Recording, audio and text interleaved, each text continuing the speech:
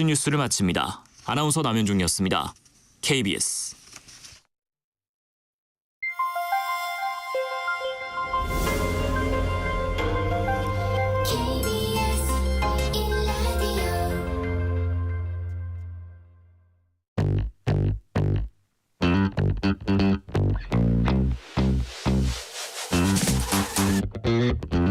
KBS 1라디오 뉴스레터 K.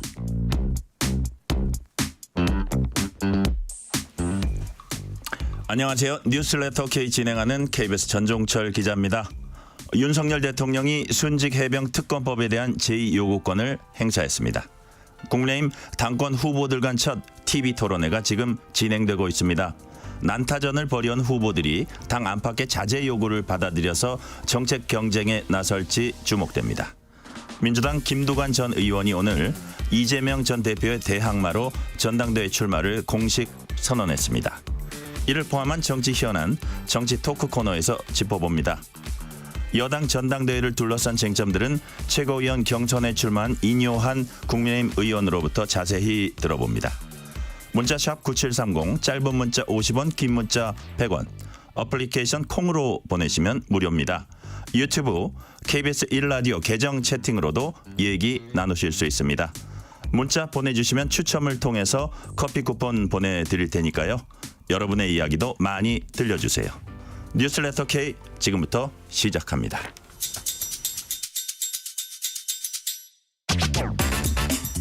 오늘 하루 가장 뜨거운 뉴스들만 골랐습니다. 뉴스레터 K 정치 토크 김기영 전 대통령실 부대변인, 신현영 전 민주당 의원 나오셨습니다. 어서 오세요. 안녕하세요.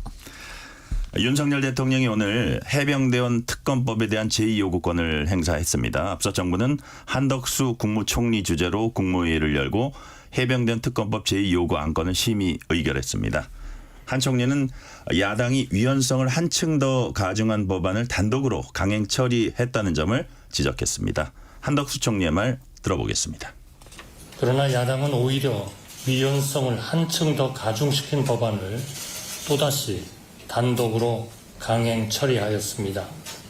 기존의 문제점들에 더해 기한 내 미임명 시 임명 간주 규정을 추가시켰고 특검이 재판 중인 사건에 대한 공소, 취소 권한까지 행사할 수 있도록 하는 등 형사법 체계의 근간을 훼손하는 내용도 포함됐습니다. 특별검사의 수사 대상, 기간 등도 과도하게 확대했습니다. 방금 한덕수 총리 국무회의 발언 들어보셨는데요. 신현영 의원님, 윤 대통령 해병대원 특검법 거부권 행사 어떻게 평가하십니까? 예, 더불어민주당에서 논평이 나왔죠. 이 거부권 행사는 국민과의 전면전이고 정권 몰락의 시발점이다라고 대변인이 논평을 했습니다. 사실은 이게 거부권을 행사하신다 하더라도 이 최상병에 대한 죽음은 끝나지 않는 이슈이기 때문에 앞으로 더 큰 후폭풍이 있지 않을까라는 생각이 듭니다. 실제로는 뭐 지금 21대 국회가 들어서 강대강 대치가 되면서 단독 처리하고 또 거부권 행사하고 이것의 악순환의 고리를 지금 가고 있긴 하지만 지금 국민의힘에 그런 전당대회가 진행되고 있고 또 한동훈 후보가 최상병 특검에 대한 수용 가능성을 밝히지 않았습니까? 일부 국민의힘 의원들도 이런 그 특검에 대한 추천권이나 여러 가지 조항에 대해서 수정을 한다 그러면 받아들일 요양이 있는 만큼 조금 더 빠르게 합리적인 논의를 통해서 다시 재발의하는 것을 우리 국민들은 바라고 있을 것이고요. 특히나 군대를 보낸 부모님들 그리고 젊은 청년들의 입장에서는 이 억울한 죽음에 대해서 명백하게 밝혀야 된다라는 그런 부분에 있어서의 필요성의 목소리는 더 국민적 요구가 커질 수밖에 없다. 이것을 정권이 무시하거나 좌시한다 그러면 정말 더 큰 국정 지지도에 문제가 생길 거라고 생각이 듭니다. 지금 이제 민주당에서 국민과 전면전, 정권 몰락의 서막 이런 논평을 내고 그런 비슷한 입장을 우리 신 의원께서 말씀하셨는데 김기영 부대변인 어떻게 보세요?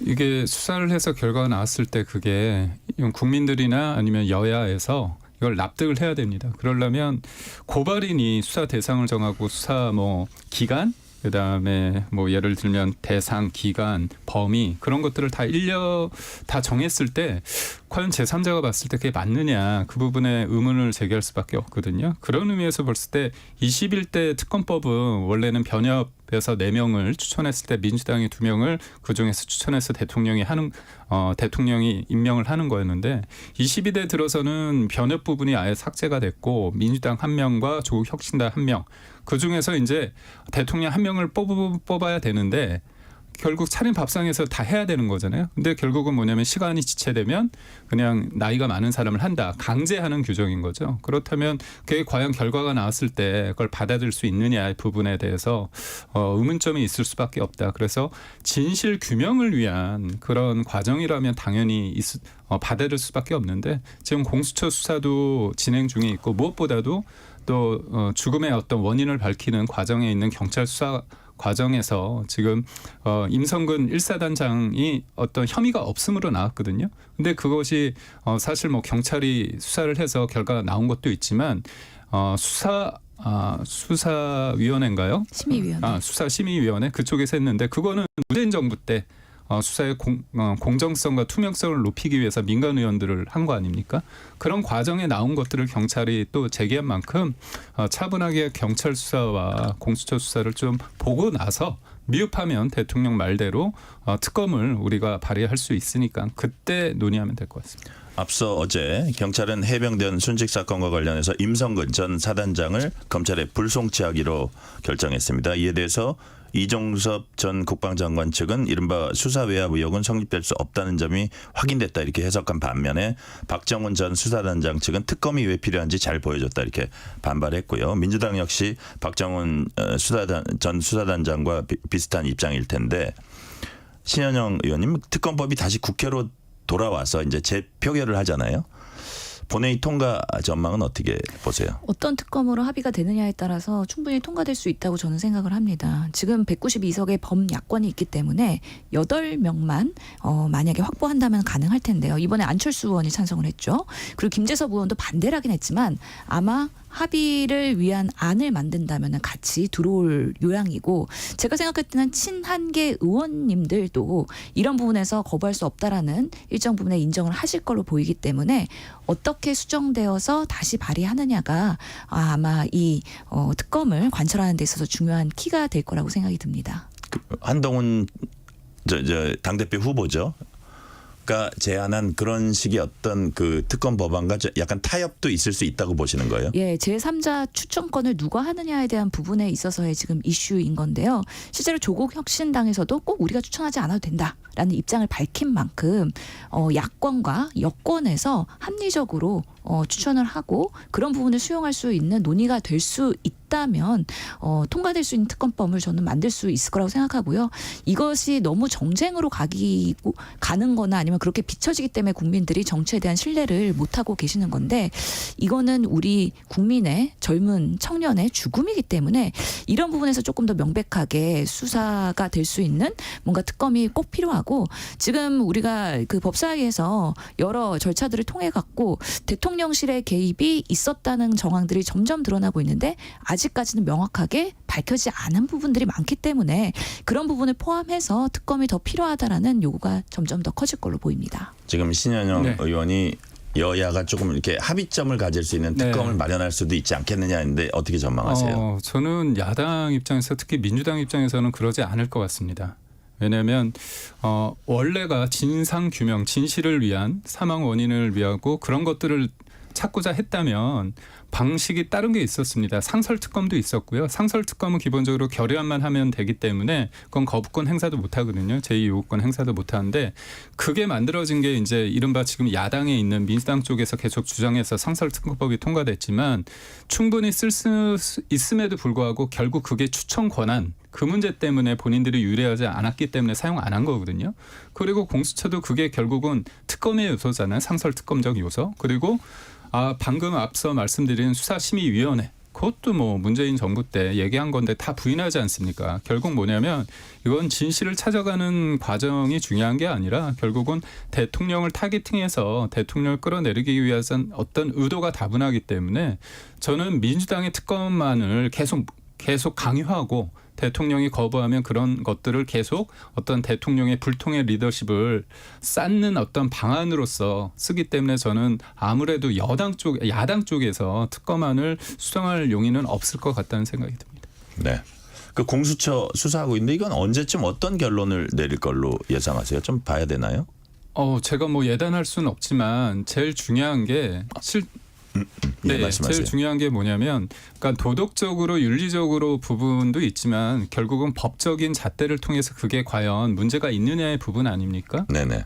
지금도 보면 요번에 이제 경찰 수사가 나왔을 때 많은 사람들이 그래도 지휘 선상에 있는 제 윗단에 있는 사람이 책임져야 되는 거 아니냐 했을 때 실질적으로 그 사람이 권한 밖에 있었고 실질적으로 수중 지시를 했느냐의 부분은 다르게 나오지 않았습니까? 그래서 어떤 사안이 됐을 때 문제를 책임성 있게 밝히고 그거를 법적으로 가는 부분은 좀 이견이 있을 수밖에 없고요. 그런 과정에서 어떻게 보면 수사에 대해서 보류하고 회수하고 그런 과정이 그런 위치에 있는 사람으로서 장관이 할 수 있었다고 저는 보기 때문에 저는 무죄가 나올 가능성이 크다 봅니다. 지금 보면은 법사위에서 그 청문회를 통해서 많은 부분에 있어서 대통령실에서 뭔가 개입이 됐다라는 게 밝혀졌음에도 불구하고 경찰 수사에 그런 부분이 가이드라인으로 제시된 거 아니냐라는 의혹들이 있습니다. 그렇기 때문에 임성근 사단장의 뭔가 무혐의, 불송치에 대한 부분도 국민적으로는 아직까지는 공감을 할 수가 없는 부분이거든요. 이런 부분까지 포함해서 공수처가 제대로 된 수사를 해야 되는데 사실 초반에 뭔가 제대로 된 수사를 하려는 노력들과 일부의 그런 단독들이 나오면서 정말 대통령실에 뭔가 문제가 있구나라는 부분이 드러나긴 했지만 완전히 드러나진 않았고 그런 부분에 있어서 이번 공수처가 얼마나 빠르고 신속하게 이런 부분을 수사할 것이냐 대통령실까지도 수사할 수 있을 것이냐 이런 것들이 그동안에 공수처에 대한 신뢰의 오명들이 있었는데 아마 판단을 앞으로 하게 되는 바로미터가 되지 않을까라는 생각을 합니다. 네, 청취자 문자 하나 보고 가겠습니다. 송훈 님이 국회의원들 말만 국민 찾을 뿐 일은 제대로 못하는 것 같아요. 여당과 야당 약속 대련 중 아닌가 싶기도 합니다. 우리 신현정 의원님께서 웃음으로 대답하셨습니다. 다음 질문입니다. 국회 법제사법위원회가 윤석열 대통령 탄핵 소추안 발의 촉구 국회 국민동의 청원과 관련한 청문회 실시계획서를 채택했습니다. 청원에 현재 130만 명이 넘는 동의가 이루어져서 이제 5만 명은 훌쩍 넘었기 때문에 법사위로 넘어온 건데 19일엔 해병대원 순직 관련 청문회, 26일엔 김건희 여사 관련 청문회 하기로 했습니다.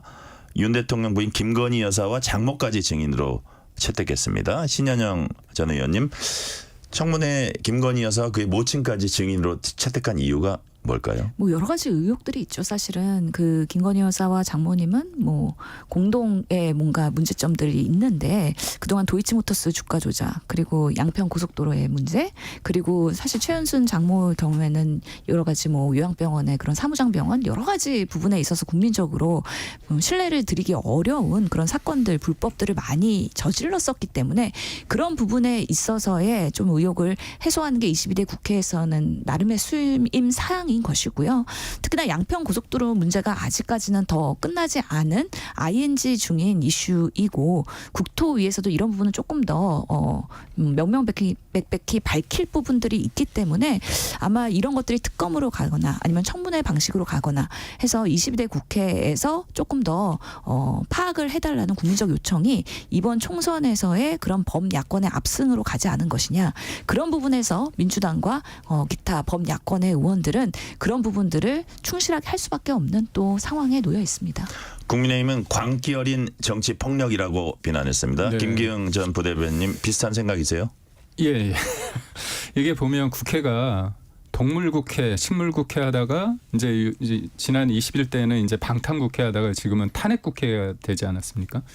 공격이 최선의 방책이라는 얘기 있듯이 처음엔 방탄을 하다가 이재명 대표 민주당 쪽에서는 공격을 해야겠다 그런 생각이 드는 거죠. 왜냐하면 9월 10월에 위증교사 1심과 그다음에 선거법 관련해서 1심이 나오지 않습니까?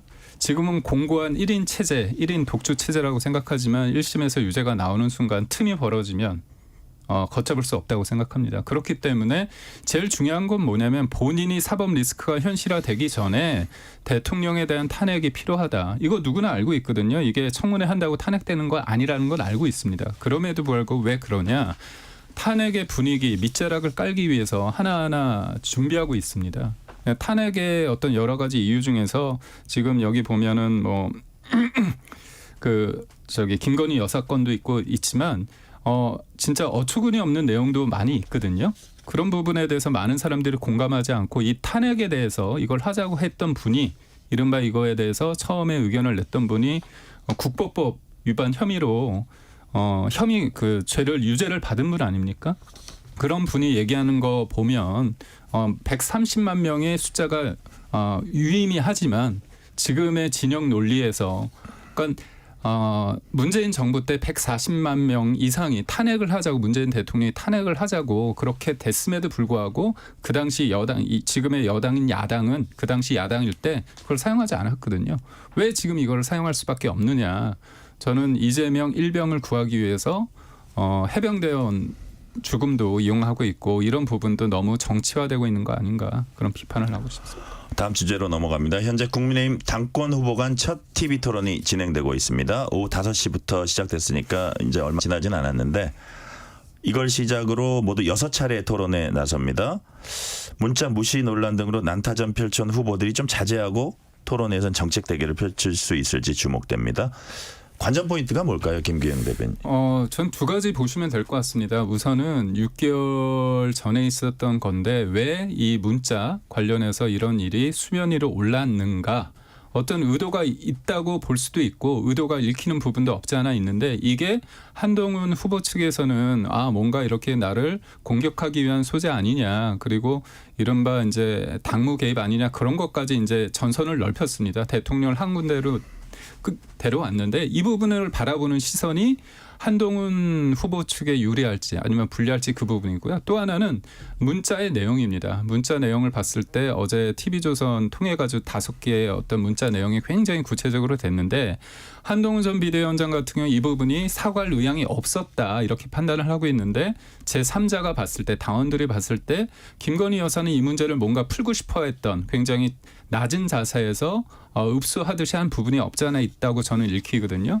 그랬을 때 이거는 흔히 말해서 문자를 속된 말로 씹었다 안 씹었다가 중요한 게 아니라 사과를 하고자 하는 좋은 기회였는데 그 기회를 한동훈 전 비대위원장이 이거를 조금이라도 사과할 마음이 있다면 손을 내밀었을 때 적극적으로 손을 잡고 자기 편으로 끌어당겨서 사과를 하게 했다면 대통령과의 관계도 그렇고 그때 국민들에게 총선 국면에서 굉장히 좋은 효과가 있을 것이라고 생각하는 분이 있고 또 하나는 문제는 그때 상황에 대해서 정무적으로 판단을 못했기 때문에 똑같은 상황이 벌어졌을 때 과연 잘할 수 있겠느냐. 그리고 그때 대통령과의 관계가 앞으로의 또 관계 맺음에 있어서 어떻게 악영향이 있지 않았을까. 그걸 바라본 시선이 있을 것 같습니다. 그래서 저는 이 부분이 굉장히 쟁점화되는데 중요하다고 보는 거예요. 그렇죠. 두 가지의 시선 속에서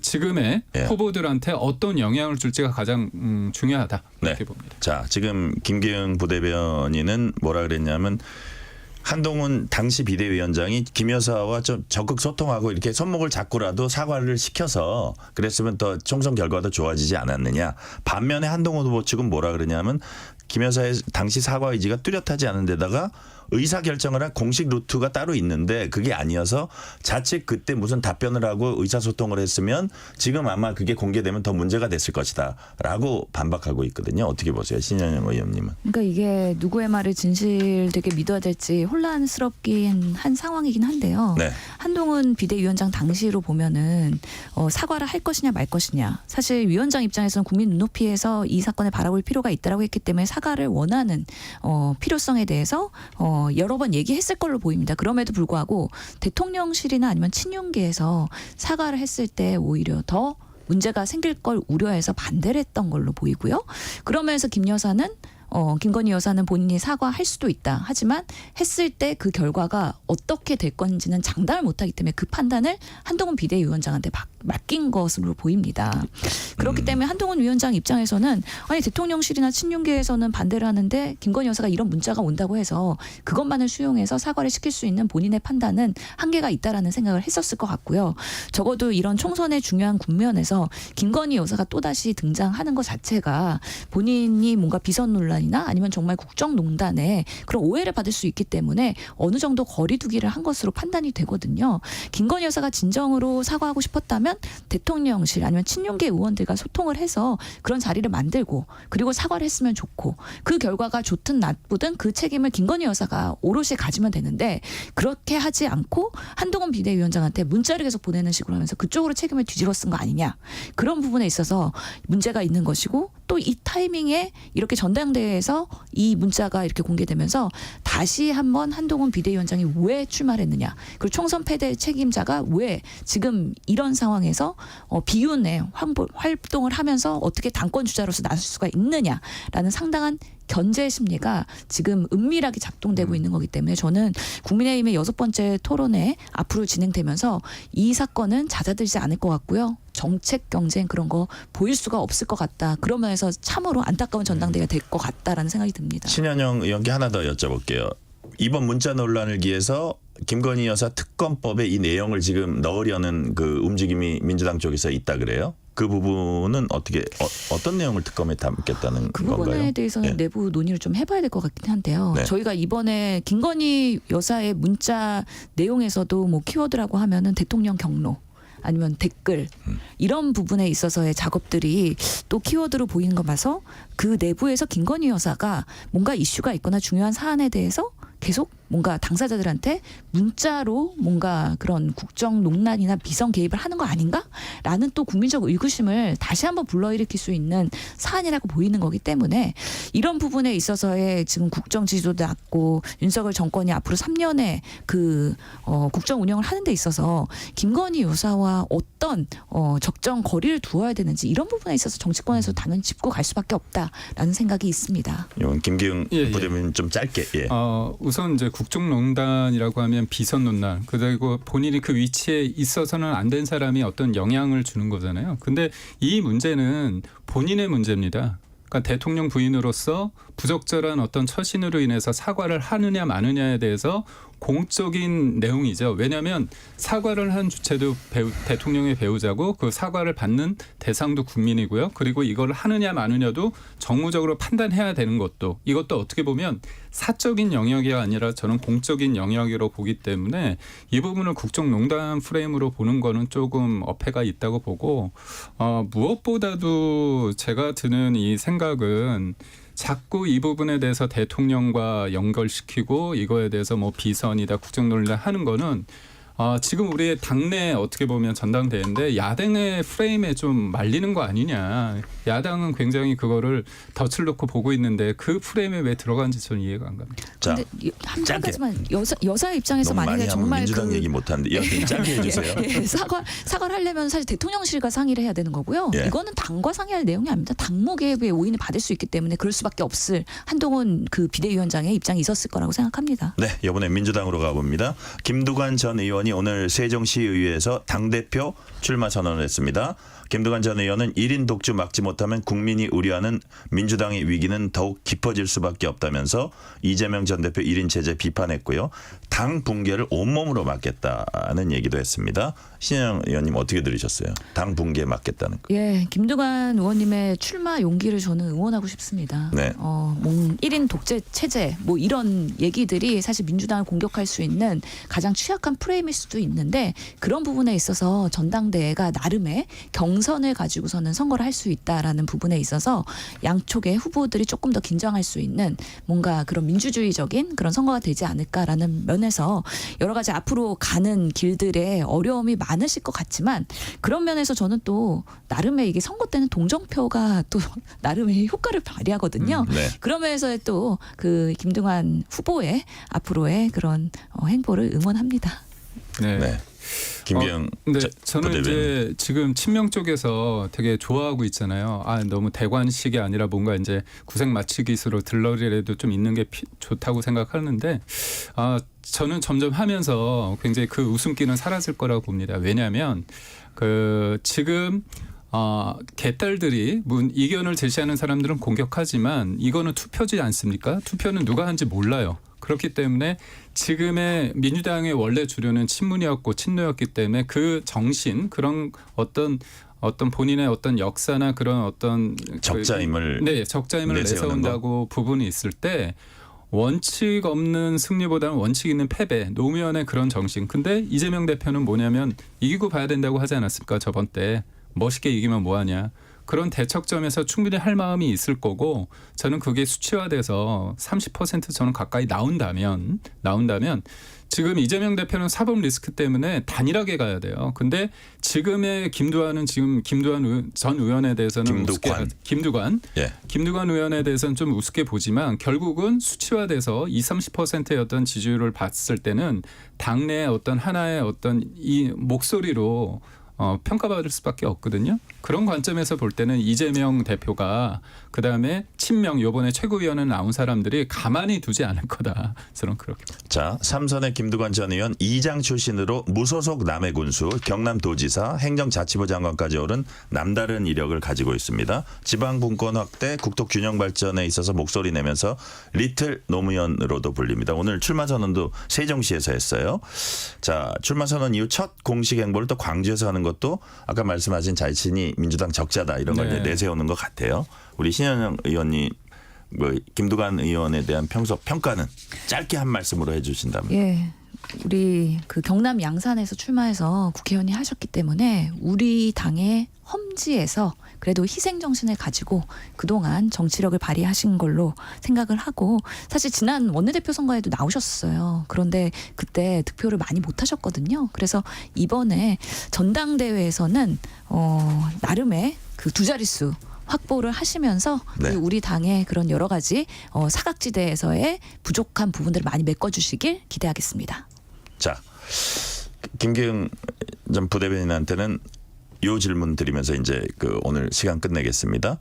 최고위원 후보들이 또 민주당에서 12명 나왔어요. 네. 근데 누가 당선돼도 친명이다라는 말이 나올 정도로 이제 친명 마케팅만 뜨겁다 이런 지적도 있거든요.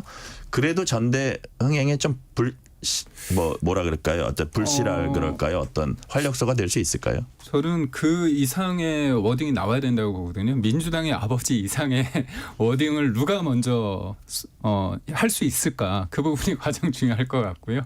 그리고 무엇보다는 또 표현이 그렇지만 정신 나간 누구누구처럼 국민의 힘을 누가 도발할 수 있을까? 이 두 가지 관점에서 본다면 이재명에 대한, 그리고 또 어떻게 보면 윤석열 대통령과 국민의힘에 대한 어떤 비난의 목소리를 누가 높이느냐, 그 과정에서 우선순위가 매겨질 것 같아서 저는 씁쓸합니다. 참 이게 정치의 의원님? 딜레마예요. 이게 인지도를 높이기 위해서는요, 강성 발언을 해야 되거든요. 그래야지 언론이 기사를 써주는 이 정치의 딜레마 어떻게 극복할 건지 같이 고민해야 언론의 됩니다. 문제인가요? 네, 아니요, 같이 얽혀 있는 문제라는 말씀 같고요. 오늘 여기까지 말씀 듣겠습니다.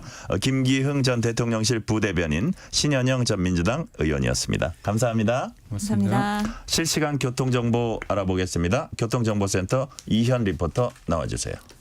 네, 전체적으로 정체가 그렇게 심한 편은 아닙니다. 퇴근 차량이 증가하고 있지만 아직 그렇게 많이 어렵진 않습니다. 남부권 고속도로부터 보면요. 남해고속도로 부산 쪽으로는 함안 2터널 부근에서 뒤채고요. 대저분기점에서 덕천 쪽으로 막히고 있습니다. 중앙고속도로 부산 방향 대간분기점에서 삼락 쪽으로 더디게 지나고 있습니다. 호남고속도로 동강주 부근은 천안 쪽으로 정체입니다. 경부고속도로 수도권 구간이고요. 서울 쪽으로는 안성 분기점 부근에서 뒤채고요. 수원 부근은 양방향에서 속도가 떨어지고 있습니다. 그리고 양재 부근에서 반포 쪽으로 서울시 구간에서 정체 이어집니다. 서울 시내는 특히 강서쪽의 정체가 많이 길어졌는데요. 올림픽대로와 강변문호 모두 영동대교에서 가양대교 쪽으로 천천히 가고 있습니다. KBS 교통정보센터였습니다. 퇴근길, 당신과 함께 읽는 세상 이야기. KBS 1라디오 뉴스레터 K.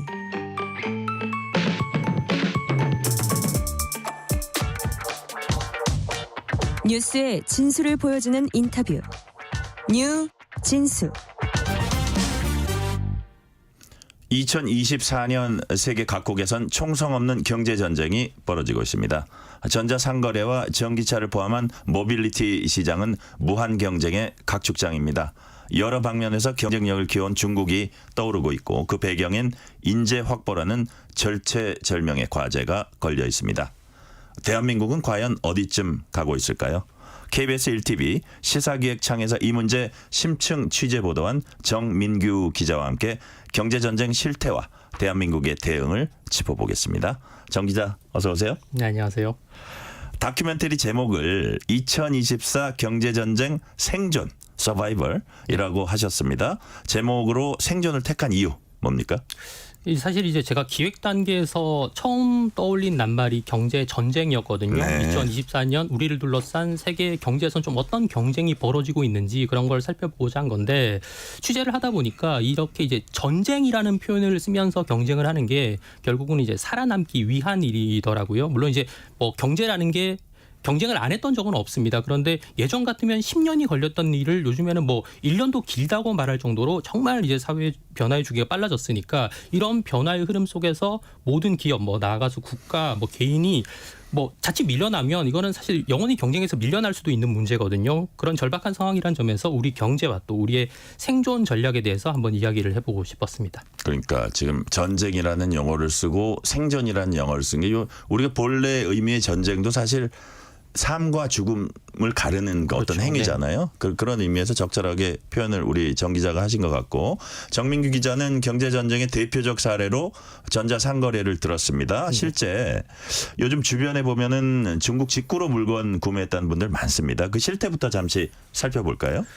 제가 이제 말씀드린 것처럼 경제를 두고 이야기를 해보고 싶다고 하니까 주변에서 많이 하셨던 말씀, 특히 이제 젊은 분들이 많이 해주셨던 말씀이 이른바 중국 직구 문제였어요. 그러니까 중국 쇼핑몰에서 바로 상품을 구매해서 중국에서부터 택배를 받는다는 거니까 이게 뭐 물건을 사는 게 뭐 그래 대단한 변화인가 싶을 수도 있는데 결국 그 소비와 경제는 떼놓고 볼 수는 없는 문제거든요.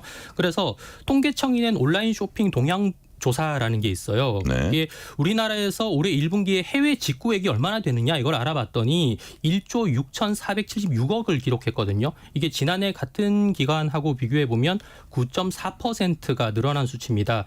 이걸 통계청은 1분기 기준으로는 역대 최대 규모라고 말씀을 드렸는데 말씀드렸던 것처럼 중국 직구가 이런 증가세를 이끌었다고 볼 수 있습니다. 중국에서 들어온 직구 액수가 9,300억 정도가 되거든요. 그러니까 이게 전체 해외 직구 규모의 50.7%를 차지를 하는 겁니다. 뭐 거의 절반에 이르는 거라고 저희 볼 수 있는 건데 이게 역시 그 중국 직구 이 비중이 관련 통계 집계 이후에 가장 큰 수치라고 그래요. 네. 뭐 요즘 청취자분들도 뭐 TV나 소셜 미디어 같은 곳에서 뭐 광고 보면 알리익스프레스나 테무 같은 거 광고 굉장히 많이 늘었잖아요. 이런 업체들도 한국 시장의 마케팅에 그만큼 공격적으로 나서고 있는 거고 그러다 보니까 관세청도 원래는 인천, 평택, 부산항 이렇게 세 곳에 특송장이 있었는데 올해는 전북 군산에도 추가로 특송장을 개설을 했습니다. 네. 자, 정 기자는 직접 통관 현장을 취재했습니다. 세관에 나가보니까 중국으로부터 오는 이런 엄청난 물량 공세 피부로 느껴집니까? 아 정말 많이 느꼈어요. 엄청나요? 네 그렇죠. 제가 가본 곳이 관세청 평택 직활세관인데요. 네. 이제 바다를 통해서 들어오는 국제 택배를 저희가 이제 해상 특송이라고 부릅니다. 이 해상 특송 물량이 가장 많이 들어오는 게 평택세관이거든요. 우리나라 전체 해상 특송 물량의 67% 정도가 이 평택세관을 거치는데 와, 그래요? 이 평택세관의 해상 특송은 모두 중국에서 온 물건들입니다. 이 평택세관의 해상 특송 물량이 2019년에는 152만 건 정도였다고 해요. 그런데 지난해는 4천만 건을 기록했습니다. 와, 그러니까 엄청 불과 늘었네요. 5년 사이에 26배가 늘어난 겁니다. 그래서 이곳에 원래 이 특송 통관을 담당하던 직원이 8분 정도 계셨는데 이 도저히 이 인원으로는 안 된다. 그래서 34명으로 통관 인력을 늘렸다고 해요. 가보면 정말 쉴 새 없이 컨테이너가 들어오고 이 컨테이너를 열어보면 정말 빼곡하게 안에 작은 박스들이 막 쌓여 있거든요. 뭐 주먹보다 작은 박스도 있고 뭐 큰 거는 전동 휠체어 이런 것도 들어오더라고요. 네. 그래서 이거를 사람들이 일일이 꺼내서 컨베이어 벨트 위에 올리고 그러면 우리가 이제 흔히 공항에서 보는 엑스레이 검색대 같은 거를 거칩니다. 그러면서 직원들이 안에 뭔가를 있는지 이제 꼼꼼히 들여다보는 건데 사실 이게 꼼꼼히 들여다봐야 되는데 워낙 많다 보니까 사실 그렇게는 하고 있지 못하더라고요. 네. 자, 이처럼 해외 직구 늘면서 덩달아 소위 짝퉁으로 불리는 지식재산권 침해 물품도 늘고 있다고 하는데 이렇게 여러 문제가 있지만 직구로 상품을 많이 구매한다는 건 이점도 있기 때문일 겁니다. 물론 가격이겠죠, 무엇보다. 근데 왜 이렇게 값이 싼 거죠? 네, 말씀하신 것처럼 이제 뭐 소위 말하는 짝퉁도 있고 불만도 많지만 네. 역시 가격이 가장 싸니까 소비자들은 산다고 그래요. 저희가 이제 중국 알리바바 그룹에서 이 사업 개발 이사를 지냈던 분들을 직접 만나보니까 중국 전자상거래 업체들이 이렇게 싼 거를 가격 경쟁 정책에 있다고 설명을 하더라고요. 이게 네. 무슨 말이냐면 입점 업체들끼리 엄청난 경쟁을 시키는 거예요. 그래서 뭐 자사 사이트나 아니면 유사 제품이 있는 다른 사이트와 비교를 해서 만약 그 제품이 조금이라도 비싸다 싶으면 트래픽을 아예 차단해 버린다든지 상품을 일방적으로 내려 버린다든지 이런 것까지 하는 건데 여기에는 경매 같은 것도 도입이 돼요. 예를 들어서 뭐 A라는 업체가 있다 치고 A라는 업체가 이런 볼펜을 1,000원에 판다고 친다. 근데 B라는 업체가 등장해서 야 그거 우리 990원에 납품 가능해 하면 그 업체를 선택해 버리는 겁니다. 그러면 네. A 업체는 살아남기 위해서 가격을 더 낮출 수밖에 없는 거예요. 이런 식으로 계속 가격 경쟁을 유발시켜서 끝까지 살아남은 제품에 대해서는 그야말로 엄청난 판촉 비용을 들여서 할인폭을 더 늘려버린다는 거죠. 그러면 소비자 입장에서는 어쨌든 가격만큼은 싼 제품을 구매할 수 있게 되는 거죠. 아, 그런 메커니즘이군요. 자, 중국 직구가 늘면 당연히 국내 유통이나 제조업체 어려움이 커질 수밖에 없습니다. 정 기자가 취재 보니까 우리 유통 제조업체 상황 어떻습니까? 네, 맞습니다. 일단 뭐 전통적인 유통 채널의 위기가 커졌는데요. 왜냐하면 뭐 손가락 터치 몇 번으로 제품이 집 앞까지 배송이 되는 시대다 보니까 저만 해도 뭐 마트나 시장 가는 일이 줄었거든요. 그래서 국내 유통망에 우리 뭐 최강자를 할 수 있는 이마트를 보면요. 이마트의 별도 기준 영업이익이 10년 전에는 8천억 원이 넘었거든요. 근데 이게 작년에는 2천억 원 아래로 떨어집니다. 이게 이마트가 창립 31년 만에 처음으로 적자를 기록한 일이거든요. 이게 점포를 유지하는 게 점점 힘들어지고 손님도 줄다 보니까 마트를 하나둘씩 줄여요. 이게 뭐 이마트뿐만 아니라 롯데마트, 홈플러스 다 비슷한 일이고 그래서 보니까 5년 사이에 전국에서 사라진 마트가 35개예요. 그리고 뭐 중소제조업체는 말할 것도 없죠. 중소제조업체들 같은 경우에는 중국에서 저렴한 제품이 막 건너오다 보니까 가격 경쟁력을 점점 잃어가는 거예요. 그래서 그 실제로 중소기업 중앙회에서 한국의 320개 중소기업을 대상으로 조사를 해보니까 80.7%가 중국 직구 때문에 점점 어려워지거나 어려워질 걸로 예상을 한다는 거예요. 네. 네. 자, 자동차 분야도 주목할 분야입니다. 최근 들어서 중국 자동차가 국내 시장에서 외연을 넓혀가고 있고 특히 전기 버스 시장의 변화가 크다고 들었습니다. 지금 버스에서 이 방송 들으시는 분들도 있을 텐데요. 실제로 중국산 전기 버스 많이 늘었습니까?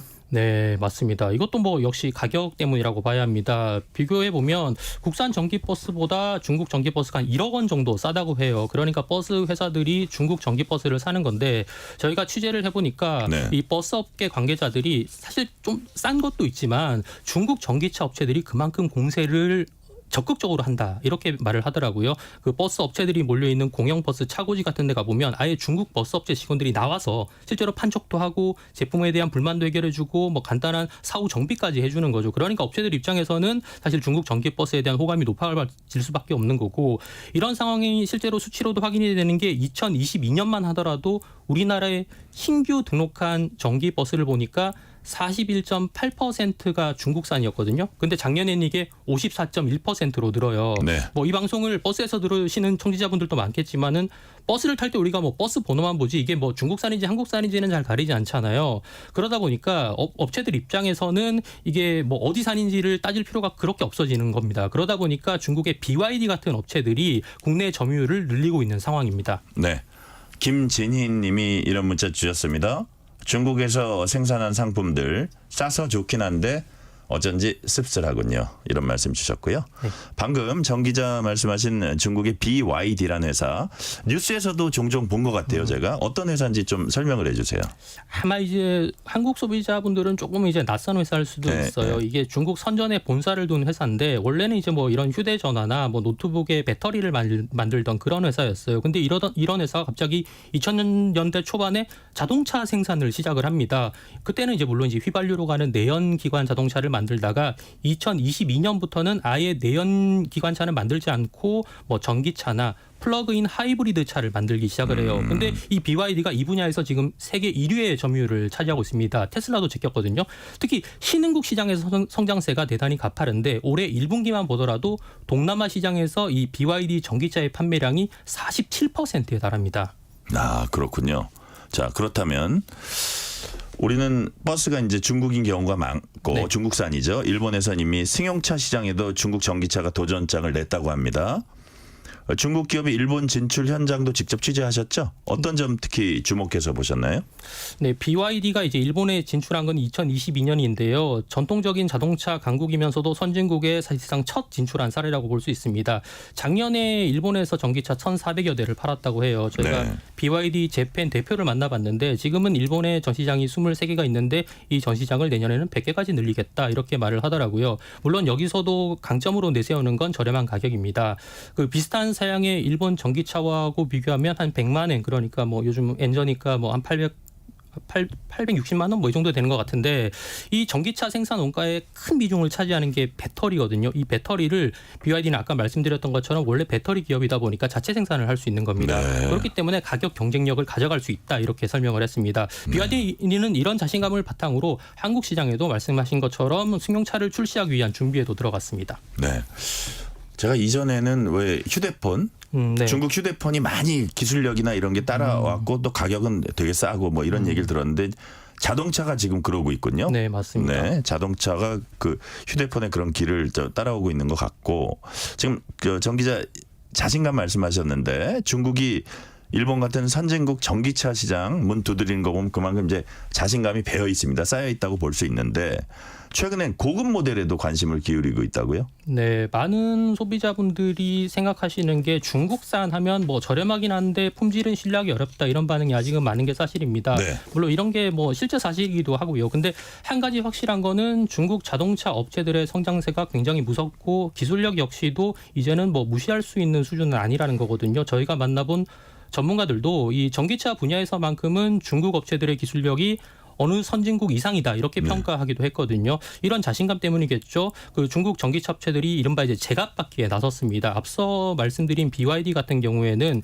중저가 이미지를 넘어서기 위해서 2억 원짜리 프리미엄 모델을 내놨거든요. 오, 그래요? 그 청취자분들 중에서는 무슨 뭐 저기 뭐 유럽에 우리가 아는 고급 수입차 브랜드도 아닌 중국 차를 누가 2억 원이나 주고 살까라고 생각하시는 좀 팔려요? 분들도 계실 거예요. 이게 이제 막 출시를 해서 중국 시장에서는 뭐 이제 막 시작을 했는데 이 BYD의 전략이 사실 우리 현대차가 했던 코스하고 비슷해요. 현대차가 아시다시피 제네시스라는 브랜드를 만들어서 고급화에 나섰잖아요. 이 BYD도 자체 프리미엄 브랜드를 만들어서 제품을 출시하는 거죠. 그러니까 한국이 했던, 일본이 했던 성장 전략을 그대로 쓰고 있는 겁니다. 네.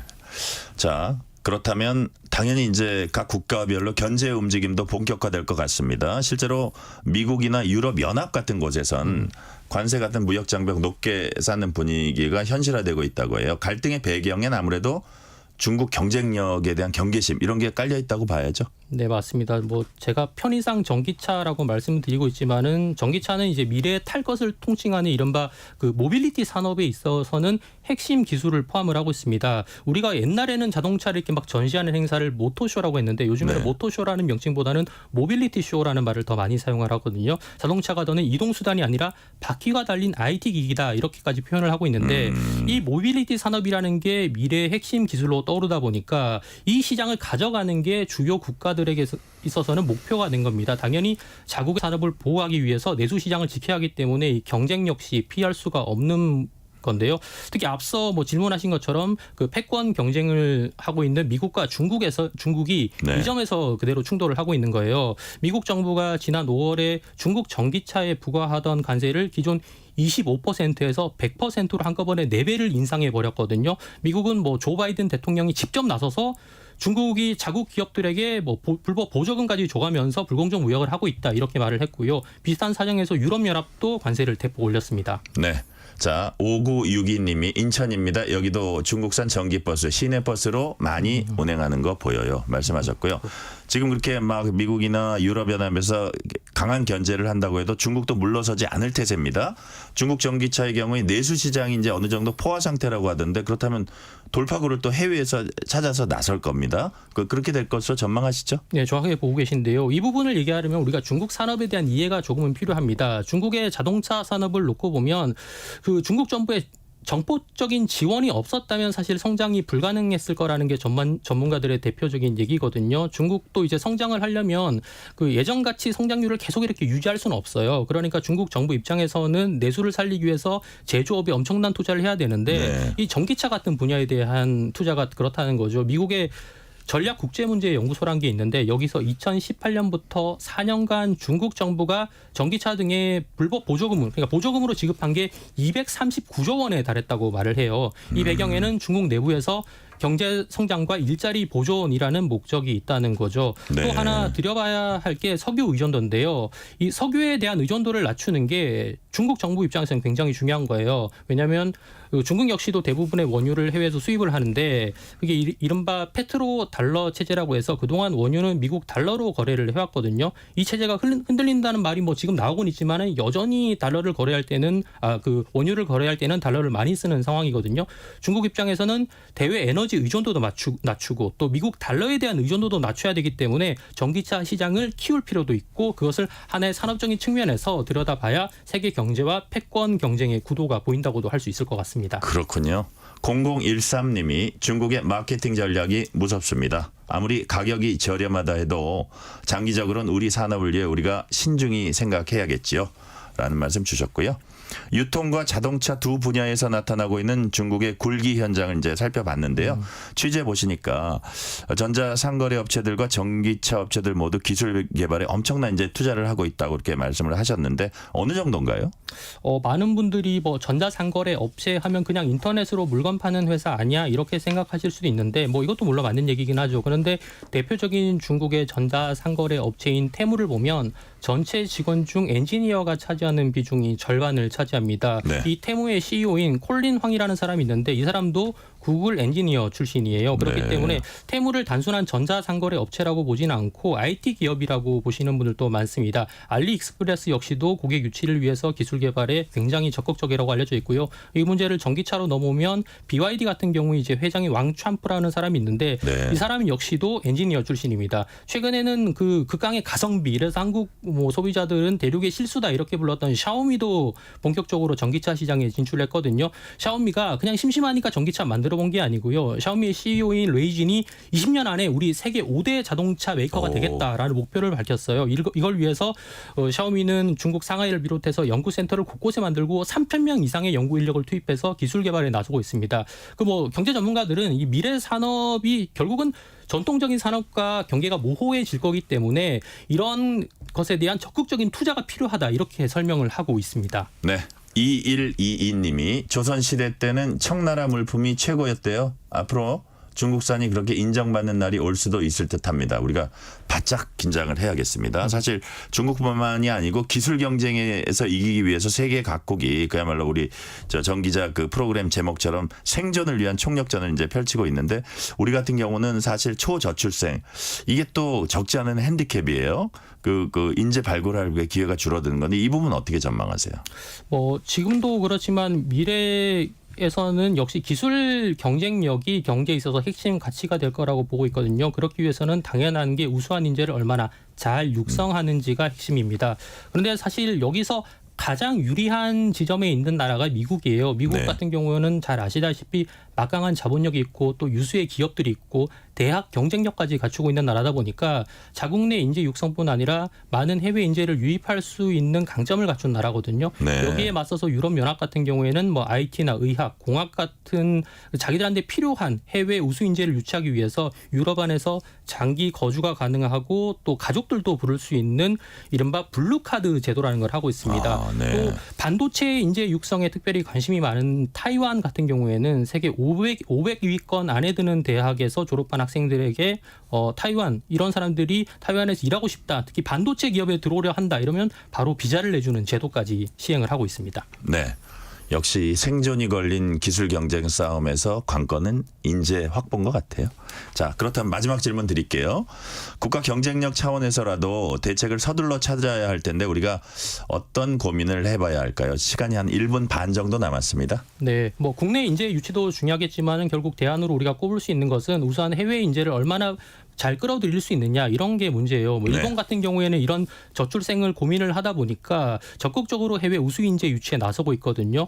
그런데 한국 같은 경우에는 이런 정책을 총괄할 이민청을 만들자 이런 법안이 제출이 됐음에도 불구하고 안타깝게도 뭐 21대 국회에서 제대로 된 논의도 없이 결국은 임기 만료로 자동 폐기가 됐습니다. 우리도 여기에 대한 논의는 분명 필요한 부분이라고 생각을 하고요. 실제로 대안 상의에서 불과 며칠 전에 발표한 자료를 보면 우리나라가 앞서 말씀드렸던 유럽의 블루카드 제도라든가 이런 네. 식으로 해외 우수 인재를 끌어들이기 위해서 우리도 보다 적극적으로 나서야 한다는 주문이 상공계를 중심으로 나오고 있거든요. 그런데 네. 물론 이제 이런 걸 위해서는 국민들의 어떤 동의도 필요한 부분이겠죠. 이를 위해서 어떤 이민자와 그리고 내국인행 사이의 문제를 겪는 해외 사례를 봐서 우리는 이런 일을 겪지 않기 위한 노력을 지금부터라도 해 나가야 할 것으로 보입니다. 네.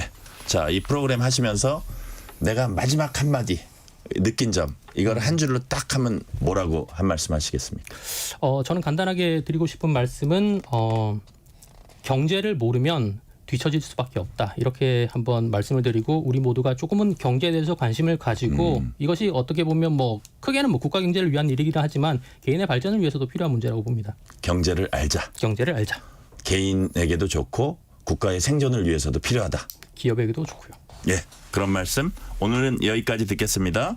세계 각국의 치열한 경쟁을 다룬 시사기획창 2024 경제전쟁 생존 방송은 KBS 홈페이지나 유튜브 등을 통해서 다시 보실 수 있습니다. 지금까지 KBS 정민규 기자였습니다. 정 기자 수고 많았습니다. 감사합니다. 뉴스레터 K 1부 순서 마치고 2부가 이어집니다.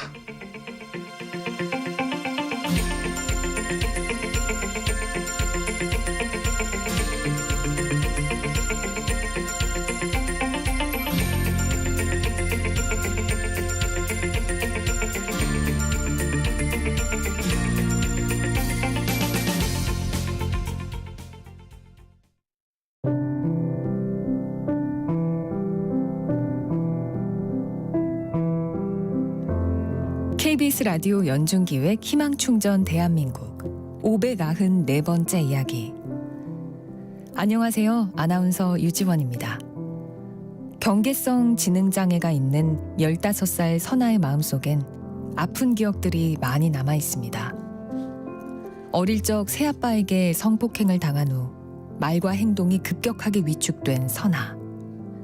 그 후 또다시 사이버 성폭력과 학교 폭력의 피해를 당하며 선아는 세상을 향한 마음의 문을 닫아버렸습니다. 엄마의 신고로 새아빠는 구속됐지만 선아의 일상은 아직도 불안정하기만 한데요. 그때의 트라우마로 인해 사람들을 마주하는 게 두려워진 선아. 어려운 형편에 제대로 된 병원 치료나 심리 상담도 받을 수가 없었습니다. 그나마 엄마가 해줄 수 있는 건 선아가 좋아하는 네일아트 재료를 사다 주는 것뿐. 오늘도 엄마는 가여운 선아를 보며 죄책감과 미안함에 눈물만 흘립니다. 선아가 상처를 치유하고 하루하루 희망의 색을 채워나갈 수 있도록 여러분이 두 손을 꼭 잡아주세요. 여러분의 따뜻한 손길이 희망의 빛이 됩니다. ARS 060-700-1580 060-700-1580 한 통화 3,000원으로 희망을 선물해 주세요. KBS 라디오 연중기획 희망충전 대한민국은 초록우산 어린이재단, 인탑스 주식회사, 그리고 청취자 여러분과 함께합니다. ARS 060-700-1580 한 통화 3,000원입니다.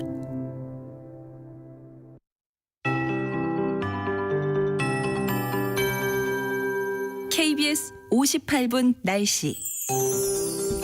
오늘 밤부터 내일 오전 사이 전국 대부분 지역에 매우 많은 비가 쏟아지겠습니다. 천둥, 번개, 돌풍 동반되는 곳도 있겠습니다. 전국적으로 30에서 100mm, 많은 곳은 120에서 150mm의 비가 추가로 내리겠습니다. 중부와 전북은 오늘 밤부터 내일 아침 사이에 시간당 30에서 50mm로 매우 강하게 쏟아지겠고요. 그 밖에 남부지방에는 내일 새벽부터 오전 사이 이 정도의 강도로 비가 집중적으로 내리겠습니다. 이번에도 남서풍에 수반된 다량의 수증기가 유입되면서 더 많은 비를 쏟겠습니다. 산타태 등 추가 피해 없도록 각별한 주의가 필요하겠습니다. 오늘 밤부터 내일 오전 사이 바다 안개가 유입되는 서해안과 남해안, 경남권에는 안개가 짙겠습니다. 대부분 해상으로 안개 끼는 곳이 많겠고요. 또 내일 전국적으로 바람이 강하게 불겠습니다. 특히 제주에는 산지 위주로 제주 전체적으로 매우 강한 바람이 지날 것으로 보여 주의를 요하고요.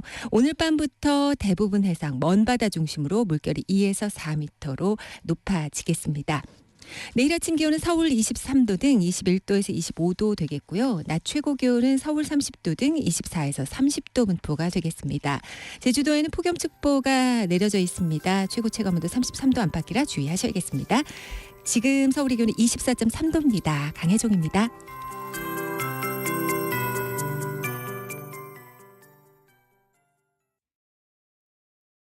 정성을 다하는 국민의 방송 KBS가 6시를 알려드립니다. AM 711kHz, FM 97.3MHz, KBS 1라디오입니다. HLKA.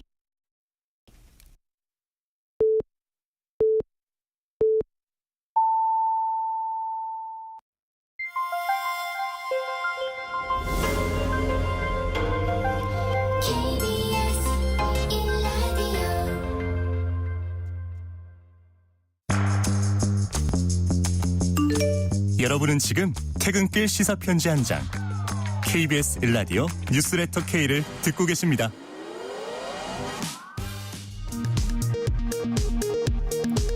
이 시각 라디오 정보센터 뉴스입니다. 이틀간 쏟아진 집중호우에 경북과 충청권 곳곳에서 피해가 잇따랐습니다. 40대 여성이 급류에 휩쓸려 실종되고 농경지와 차량 침수, 낙석과 도로 통제가 이어진 가운데 곳곳에 산사태 경보가 내려졌습니다. 윤석열 대통령이 이른바 해병대원 특검법에 대해 제2요구권, 즉 거부권을 행사했습니다. 국민의힘은 이제 공수처의 수사 결과를 기다려야 할 때라고 밝혔고 더불어민주당은 국민 분노에 불을 지르는 행위라고 반발했습니다. 국회 법제사법위원회는 오는 19일과 26일 윤석열 대통령 탄핵소추안 국민청원 관련 청문회를 열기로 결정하고 윤 대통령이 부인 김건희 여사와 장모 최은순 씨를 증인으로 채택했습니다. 국민의힘은 표결에 불참하고 퇴장했습니다. 김건희 여사 고가 가방 수수 의혹에 대한 청탁금지법 위반 혐의 신고 사건을 권익위원회가 종결 처리한 것과 관련해 당시 전원위원회에서 사건을 수사기관에 넘겨야 한다는 주장이 제기됐던 것으로 확인됐습니다. 더불어민주당 이재명 전 대표가 내일 기자회견을 열고 당대표 출마를 선언합니다. 김두관 전 의원은 오늘 당대표 출마를 선언했습니다. 지금까지 라디오 정보센터 뉴스 편유희였습니다.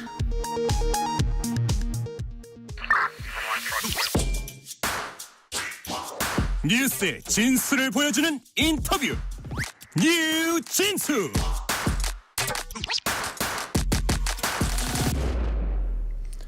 김건희 여사가 한동훈 전 비대위원장에게 보냈다는 문자 메시지가 국민의힘 전당대 최대 이슈로 떠올랐습니다. 당 선관위도 건전한 경쟁을 당부하면서 자제를 요청했지만 후보 간 공방은 수그러들지 않고 있습니다. 지금 이 상황 어떻게 보고 계신지, 또 당의 혁신은 어떻게 이뤄나가야 하는지 국민의힘 최고위원회 출마한 인요한 의원과 이 얘기 나눠봅니다. 의원님 어서 오세요. 네, 안녕하십니까. 자, 국민의힘 당대표 후보자들 간 첫 번째 토론회가 방금 전인 오후 5시부터 시작돼서 지금 한창 진행 중입니다. 의원도 초반 부분 조금 보셨을 텐데 누가 제일 잘하고 있습니까? 그 부분까지만 봤습니다. 원희룡 후보가 이제 서로 비방하지 말자 좀. 네. 그런 내용을 좀 봤는데 그 바람직한 것 같고 또 선관위에도 지적이 있었고 그러나 뭐 아주 진행 완전히 된 거를 보지 못하고 왔기 때문에 예. 그 뭐 아주 정확하게 코멘트하기는 어렵네요. 아, 누가 더 잘한다? 네. 전 원희룡 후보가 제일 잘한다 이렇게 대답하실 줄 알았어요. 아이고 뭐 그거는 토론에 따라서 거기에 객관적으로 대답해야 된다? 네, 거기에 혼이 붙어요. 그래서 네. 알 수가 없어요. 그거는. 알겠습니다. 자, 그 토론회는 앞쪽만 보고 오셨기 때문에 뭐라고 평론하기는 좀 그러시다는 말씀이시고요. 자, 어제 광주에서 전당대회 합동연설의 시작으로 네. 본격적인 지역 순회 합동연설의 일정도 이제 시작됐습니다. 이년 의원님은 당 혁신위원장 시절에 첫 공식 외부 일정으로 5.18 국립민주묘지 방문을 하셨어요. 그래서 어제 열린 합동연설에 이제 광주에서 열렸잖아요. 그래서 감회가 남달랐을 것 같은데 그 소감 한 말씀 해 주시죠. 거기가 광주의 큰 아픔이에요. 저도 이제 전라남도 사람인데 순천의 아들인데 거기 가서 우선 두 가지 제가 뭐 44년 전으로 돌아가면은 그 도청에서 통역할 때 왜 북에 있는 총이 남으로 향하고 있냐. 두 번째는 우리는 매일 애국가 부르고 그 당시 네. 그 반공 구호를 외치고 나가는데 우리 빨갱이 아니다. 그래서 그 점을 늘 광주를 가거나 도청을 가거나 망월동을 가거나 그게 머릿속에서 돌아요. 네. 그래서 먼저 거기를 들러서 또 모든 전당대회 시작한 게 참 저로서는 과거하고의 연관이 있고 아마 민주당 우리 당에도 한 분도 광주 항쟁에 참여한 사람은 없어요. 네. 그래서 의미 있고 또 제가 가자고 그런 게 아니고 원희룡 대표가 가자고 그래서 더욱더 고마웠고요. 저는 가고 싶었거든요. 잘 다녀오셨고요. 의원님 어제 연설에서 민주당 겨냥해서 국회에서 독재를 하고 있다. 민주주의를 지켜내야 한다 이렇게 호소했습니다. 그러면서 국민의힘이 더 변해야 한다. 혁신을 완성하려고 이 자리에 섰다. 자, 최고위원회 왜 출마하셨는지 좀 더 자세히 좀 말씀해 주세요. 우선 인간적인 것 때문에 출마했습니다. 원희룡 대표 저 후보가 줄기차게 전화로 그다음에 두 번 찾아오고 그분이 제가 혁신위원장 할 때 와서 내가 험지로 가겠다. 계란으로 바위를 깨보겠다. 네. 뭐 이런 멋진 계백 같은 선언을 했기 때문에 안 되더라도 이런 사람하고 좀 같이 하는 게 너무 좋아하고 저도 3번 갔어요. 계양을. 총선 때 되게 고마우셨겠네요. 너무너무 고마워요. 그때도 그랬고 피눈물 나게 고마웠다. 그런데 네. 그 의리를요 잊어버리면 안 돼요. 제가요 사실은 집사람한테는 절대 여기 출마하니까 걱정하지 마라. 그러고 나서 하루 이틀 만에 번복을 했죠. 네. 근데 그런 건 조금 지켜줘야 돼요. 사람끼리. 첫째 그거고 두 번째는 혁신이 안 끝났어요. 좀 해야 되고. 그다음에 민주당이요. 제일 아이러니가 그 전두환 정권에 맞서서 그런 사람들이 같이 그때 김대중 대통령도 그까지는 제가 민주당을 정말 좋아했는데 독재하고 싸운 사람들이 지금 적을 닮아버렸단 말이에요. 독재를 하고 있어요. 그래서 어처구니가 없고 저 사람들 앞에 아무리 의석수가 많아도 누군가 서서 바른 말하고 그다음에 민주당 안에 양심 있는 사람이 있어요. 좀 깨어났으면 좋겠어요. 한 사람 뭐 이씨 당이라고 그러든지 당명을 당명 네네. 바꿔야죠. 그거 민주당이 아니에요. 완전히 옛날 민주당의 김대중을 버리고 김대중의 그 포용 합의 정신이 다 없어졌어요. 독재하고 있어요. 그래서 누군가가 양심을 찾아라. 왜 그러냐? 저는 충분히 거기에 제가 그 광주에서 통역하고 2년 동안 경찰이 저를 따라다니고 고생을 엄청 했는데 제가 충분히 그거 할 수 있습니다. 네. 자, 지금 그 출마의 변 말씀하셨고요. 현재 한동훈 후보 지지세가 뭐 우세하다고 이렇게 일부 알려져 있는데 우리 의원님께서는 분위기가 바뀌고 있다. 원풍, 이거 원희룡의 원 같아요. 원풍이 불 것이다는 얘기도 하셨습니다. 이에 대해 한동훈 후보는 원풍 잘 못 느끼겠다. 원 후보가 급하시더라도 차분히 가시면 좋지 않을까 합니다. 이런 지적은 어떻게 보세요? 차분한 건 우리가 차분하고 한 후보가 조금 여유를 잃어버린 것 같고 저는 온돌방에서 컸는데요. 일단 온돌방에 옛날에 그때 지식이 있고 지혜가 있고 도덕을 배웠습니다. 온돌방에서요? 온돌방에서. 근데 예. 원 후보를 보니까 지식이 많아요. 전라도에서는 알아야 면장을 한다. 근데 이 사람이 많이 알아요. 이 도지사도 했고 국회의원도 했고 뭐 장관도 했고 그다음에 지혜가 있어요. 같이 다녀보니까 아주 지혜스러워요. 그다음에 세 번째는 제일 제가 높이 평가하는 건 도덕이 있습니다. 지식, 지혜, 도덕을 배웠는데 도덕이 있어서 그 함부로 하지 않습니다. 낮은 사람한테도 잘하고 그래서 우리 한 위원장 우리 지금 다투고 싸우고 이럴 때가 아니에요. 한 위원장님하고 좀 생각이 다른 건 많지만 그분도 중요한 자산이에요. 우리 당에. 그래서 앞으로는 이 결과에 관계없이 화해하고 같이 이끌어 나가야 돼요. 그러나 네. 경험이 지금 제가 그 같이 하는 원 후보가 좀 경험이 더 풍부하고 잘한 것 같아요. 네. 자, 1839님이 뭐라 그러셨냐면요. 총선 후 국민의힘은 힘이 빠져 있습니다. 지나간 문자로 싸우지 말고 정책으로 승부해 주세요. 제가 문자 질문하려는 거 어떻게 아셨는지 모르겠어요. 1389님이. 그래도 최대 이슈니까 제가 질문을 좀 드리겠습니다. 김건희 여사가 지난 1월 한동훈 당시 국민의힘 비대위원장에게 보낸 문자 메시지와 이에 대한 무응답. 이게 이제 뭐 이슈로 부상을 했는데 문자 메시지 전문까지 공개됐습니다.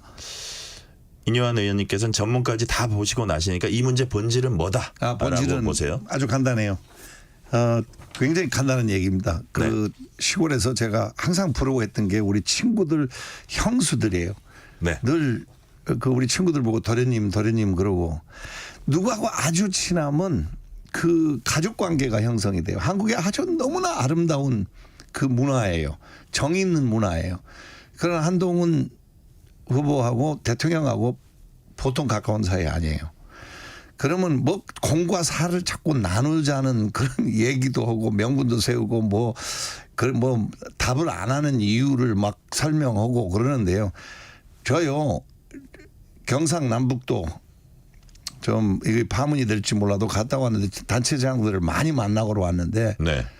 문자를 그 비대위원장 우리 당을 이끌 때 선거 전에 문자를 많이 보내서 답을 기대했는데 저희들만 그런 게 아니고 거기서도 똑같은 얘기가 답을 안 하더랍니다.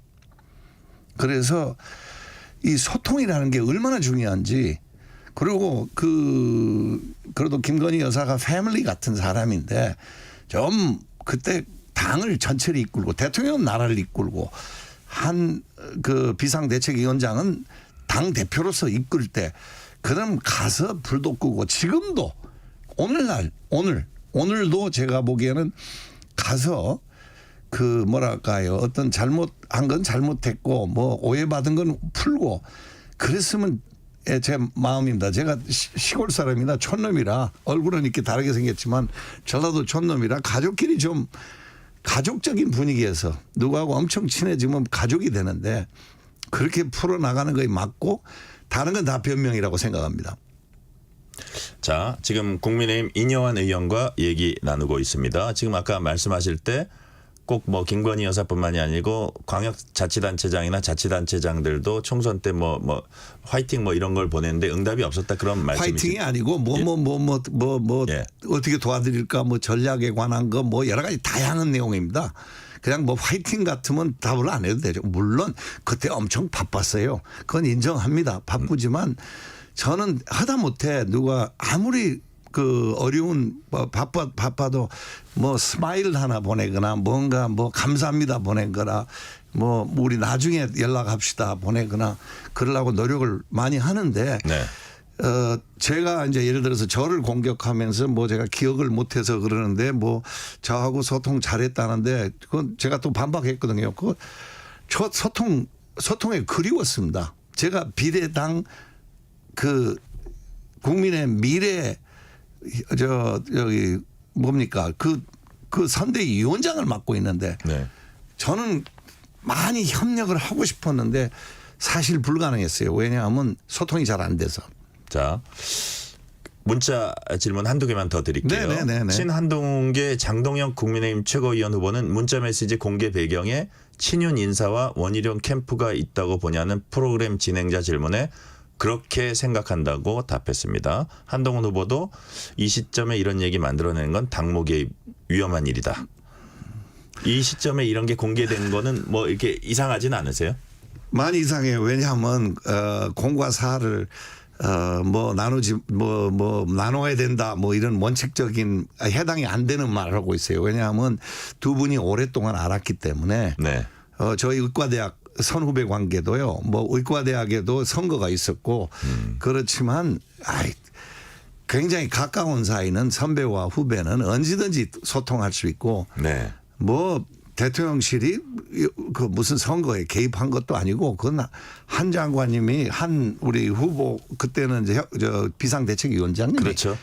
이끌고 있었고 누구도 저도 100% 거기에 맞춰 가려고 굉장히 노력을 했는데 그런 건 이상한 뭐랄까 영어로 스핀이라고 그러는데 약간 말을 돌리는 것 같아요.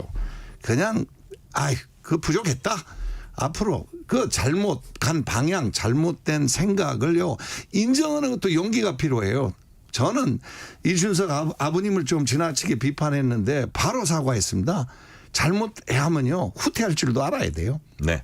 자 관련된 질문 하나만 더 드릴게요. 네네. 당 지도부나 당 선관위는 일제히 우려 목소리 나타냈습니다. 이런 그 공방에 대해서 추경호 원내대표는 국민 눈높이에 맞지 않은 자해적 행태다. 서병수 전당대회 선관위원장은 경선을 품격 있게 치를 수 있어야 거야와 싸울 수 있고 국민 박수도 받을 수 있다. 이렇게 말했습니다. 이제 최고위원 되시면 네. 어쨌든 갈등 상황은 벌어졌는데 이런 걸 좀 통합하고 봉합하는데 좀 노력을 하실 생각이세요? 노력해야죠. 노력하고 그 생각은 달라도 사람을 미워하지 않는 것이 제 기본 철학입니다. 네. 어르신 말씀이에요. 그거는 전적으로 동의하고 그리고 이제 상처를 너무 받을까 봐 걱정인데요. 글쎄요. 우리가 같은 패밀리고 저는 사실 정책 뭐 예를 들어서 애를 하나 낳으면 매달 100만 원씩 주자. 애를 둘 낳으면 200만 원씩 주자. 애를 셋 낳으면 300만 원씩 주자. 60살 넘어서는 우리가 다시 은퇴한 분들 군대에 전방은 아니고 네. 뭐 보급하는 데 쓰자. 뭐 월급을 줘서 사용하자. 군대 어린 사람 숫자가 줄고 있으니까 많은 기가 막힌 새로운 이 저출산 해결하는 것, 또 노인 일자리 해결하는 것, 젊은 사람들 또 어떻게 앞으로 희망을 줄 건지 이런 것이 사실은 더 중심이 돼야 되는데 이렇게 비화된 게 아쉽지만 그러나 공격을 받았을 때 한번 생각해 보세요. 네. 공격을 받을 때 뭐 기억이 내가 나쁘다고 그러는데 나 의사예요. 의사가 기억 나쁘면 어떻게 의사하겠어요. 환자 이름은 다 기억 못하지만 걸어 들어오면 병은 다 기억이 나요. 네. 그러니까 그런 좀 뭐랄까요, 좀 상당히 수준 낮은 비판보다는 거기에 휘말리지 않고 우리 정책 갖고 얘기하자. 그래서 오기 전에 참 내가 원 후보가 잘했다고 생각한 것은 국민 앞에 비방 서로 해서 미안하다 사과부터 시작했어요. 아주 긍정적인 겁니다. 네. 2498님이 이런 문자 주셨습니다. 파란 눈의 순수 정치인 인요한 의원님, 예리한 눈으로 냉정하고 정확한 정치 잘 부탁드립니다. 감사합니다. 네. 다음 질문 넘어갈게요. 의원님 보시기에 이번 국민의힘 전당대회에서 당원과 국민들이 가장 중점적으로 봐야 할 당대표의 자질 뭔가요? 변화. 혁신? 제가 경남 경북 내려갔더니 거기 이제 우리 당원들이 제일 많은데 네. 변하지 않으면 우리 죽는다. 그런데 제가 힘을 받고 왔어요. 왜냐하면 혁신위원장 하면서 네. 변화와 포용을 강조하고 희생 세 가지인데 우리요 다들 짜증이 나 있어요. 왜요? 당이 바뀌어야 돼요. 그리고 민주당을 맞서도 바뀌어야 되고 또 우리가 다음 뭐 한참 후지만 몇 년 후지만 선거를 치러서 이기려면 우리가 변해야 되고. 그럼 지금 당이 지구도 정신 못 차리고 있다고 보시는 거죠? 덜 됐다고 생각하죠. 네네. 제가 여기 와 있는 그 자체가 제가 뭐 호남 사람이고 또 외국 얼굴을 가지고 있는데 그 자체가 우리 당이 변하고 있는 겁니다. 많이 변했어요. 네네. 변한 건 사실 이제 조금 더 갈 길이 남았어요. 그래서 우리가 힘을 내고 이 변화를 이끌어서 그리고 이끌어야지만 남한테도 당신들도 변해라. 민주당 당신들도 변해라. 그러니까요. 자, 미국 순방 중인 윤석열 대통령이 해병대원 특검법에 대한 대통령 제2요구권 행사했습니다. 이번 제2요구권 행사 어떻게 평가하세요? 잘한 거예요. 왜냐? 무슨 뭐 특검이요? 특검은요. 꼭 필요할 때 해야 돼요. 민주당에서 경찰한테 많은 힘을 부여해 줬는데 많이 이관을 시켰어요. 검사에서. 그럼 나는 경찰을 존중하고 제가 굉장히 광주항쟁 후에 경찰이 따라다니면서 고생했지만 지금 대한민국 경찰은요. 공권력은 지지도 해야 되고 그분들이 지금 실력을 보여준 걸 보고 그다음에 지금 특검하는 거는 그분들을 무시하는 거예요. 그러니까 그거 잘못됐고 두 번째 잘못된 거는 여야 합의 없이 무슨 특검을 합니까? 특검은 아주 꼭 필요할 때만 하는 겁니다. 합의로. 예. 합의도 안 하고 결과도 안 보고 그럼 의도가 뭐냐? 특검해서 그다음에 탄핵이에요. 우리 막 결함스럽게 만들어서 막 뭐 탄핵을 이끌어내고 대통령이 여러 사람하고 통화했다. 그 사고가 났을 때 여러 사람하고 통화 당연히 해야죠. 문제를 파악해서 소중한 군인이 한 분 생명을 잃었는데 그분 그런 일이 또 일어나지 않도록. 근데 그 국회에 나가 보면요, 막 대통령 얼굴을 찌그러진 얼굴을 또 비춰요. 가지고 이 사람하고 통화했다. 마치 무슨 어마어마한 일 벌어진 거. 그게 페이크 뉴스예요, 가짜 뉴스예요. 그게 나라를 위한 겁니까? 그게 결국은 탄핵으로 가는 게 박근혜 2를 만드는 게 우리는 나라를 위한 거예요. 난 민주당한테 묻고 싶어요. 좀 가슴에 손 얹고 좀 그러지 마라. 제발 5년 동안 윤석열 대통령을 뽑아서 우리가 나라가 잘 되게 가야 되는 민주주의는 그건데 지금 중간에 또 끄집어 내려서 다 엉망을 만들겠다. 그거 애국자예요? 매우 적절치 못합니다. 네. 비슷한 질문입니다. 윤석열 대통령의 탄핵소추안 발의를 요구하는 국회 국민동의 청원과 관련해서 민주당이 2차례 국민청문회 열기로 했어요. 해병대원 순직 사건에 대한 수사 외압 의혹과 김건희 여사 관련 의혹 이제 두 가지 다룬다는 청문회에 김건희 여사와 대통령 장모 김건희 여사 모친이죠.을 증인으로 부르기로 했습니다. 이 민주당의 이른바 탄핵 청문회는 또 어떻게 평가하세요? 김건희 여사 어머님이 그 형도 살고 또 굉장히 좀 뭐랄까 요번에 보니까 내가 뭐 인기 없고 뭐 똑바로 얘기를 하겠는데요. 좀 너무 압박을 하니까 좀 심하다는 생각이 들더라고요. 물론 그 뭐랄까요 그 김건희 여사에 대한 뭐 싫어하는 사람이 많지만 좀 굉장히 거기에 정치 잘못된 거를 다 거기에 전가하는 것은 좀 부당하다고 생각해요. 우리가 이성을 다시 찾고요. 과거에요. 뭔 전용기를 타고 몇십억을 까먹은 사람도 있었고요. 아이고 말도 안 된 거예요. 그리고 뭐 예를 들어서 전 정권의 민주당 정권입니다. 뭐 저는 북을 많이 갔다 온 사람인데 뭐 백두산에 가서 만세 부르고 그다음에 좀 후에 보니까 연락사무소 폭파시키고 있고요. 글쎄요. 그게 성공한 정책이에요. 원전이 성공했어요. 집값이 성공한 거예요. 우리가 정책 가지고 논의해야지 이렇게 개인 집안 일을 공격하는 거는 부적절하다고 생각합니다. 네. 의원님은 국민의힘 의료개혁특위 위원장도 맡아서 의료계와 정부 사이 물밑 대화에도 많은 역할을 하고 있는 것으로 알려졌습니다.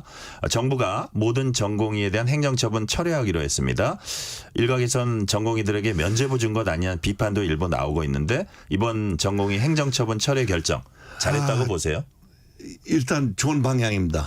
방향은 좋다. 네. 예. 왜냐하면 코로나에 그 몇 년 동안 희생적으로 일했던 의사들이 돌아와서 이 큰 다툼에 휩싸인 것 보고 너무 가슴이 아파요. 네. 환자 곁을 떠나고 싶은 의사는 없습니다. 저는 그렇게 생각해요. 또 건강보험이 지난 40년 동안 의사와 간호사의 희생으로 성공했어요. 개혁을 많이 해야 돼요. 무슨 그 의과대학생 몇 명 뽑느냐. 그것도 중요하지만 뭐 어마어마하게 개혁이 필요해요. 의대 험지과들은 안 가요.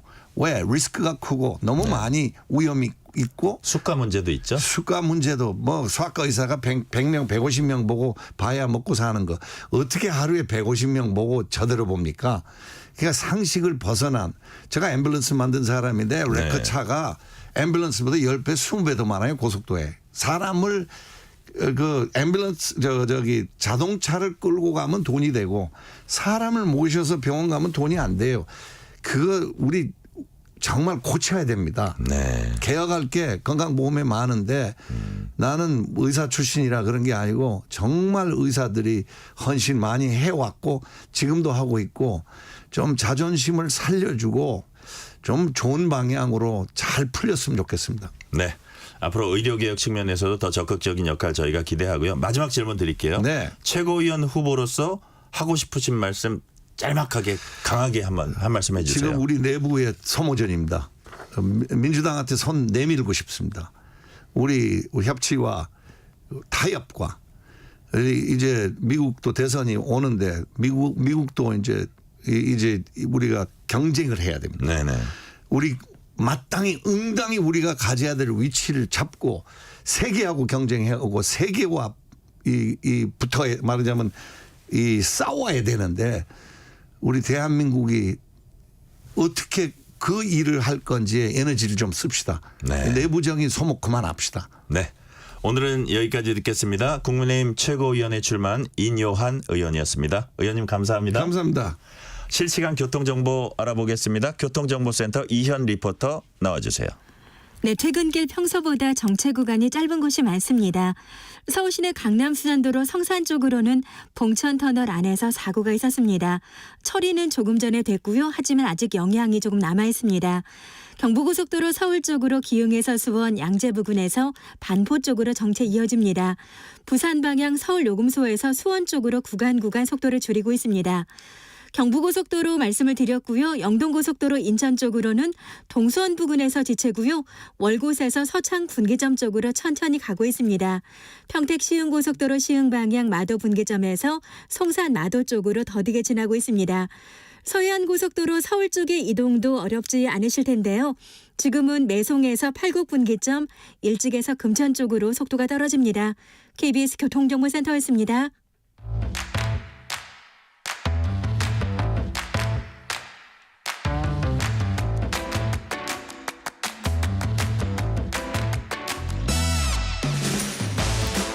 건강에 대한 궁금증 파고 또 파서 시원하게 풀어드리는 건강 파파뉴 시간. 청취자 여러분들 건강 상식에 대해 궁금한 게 있다면은 지금 바로 장문 100원, 단문 50원이 드는 샵 9730번으로 문자 보내주시거나 유튜브 댓글 남겨주세요. 건강 파파뉴에서 자세히 풀어드리겠습니다. 유병욱 순천향대 가정의학과 교수 오늘도 전화 연결돼 있습니다.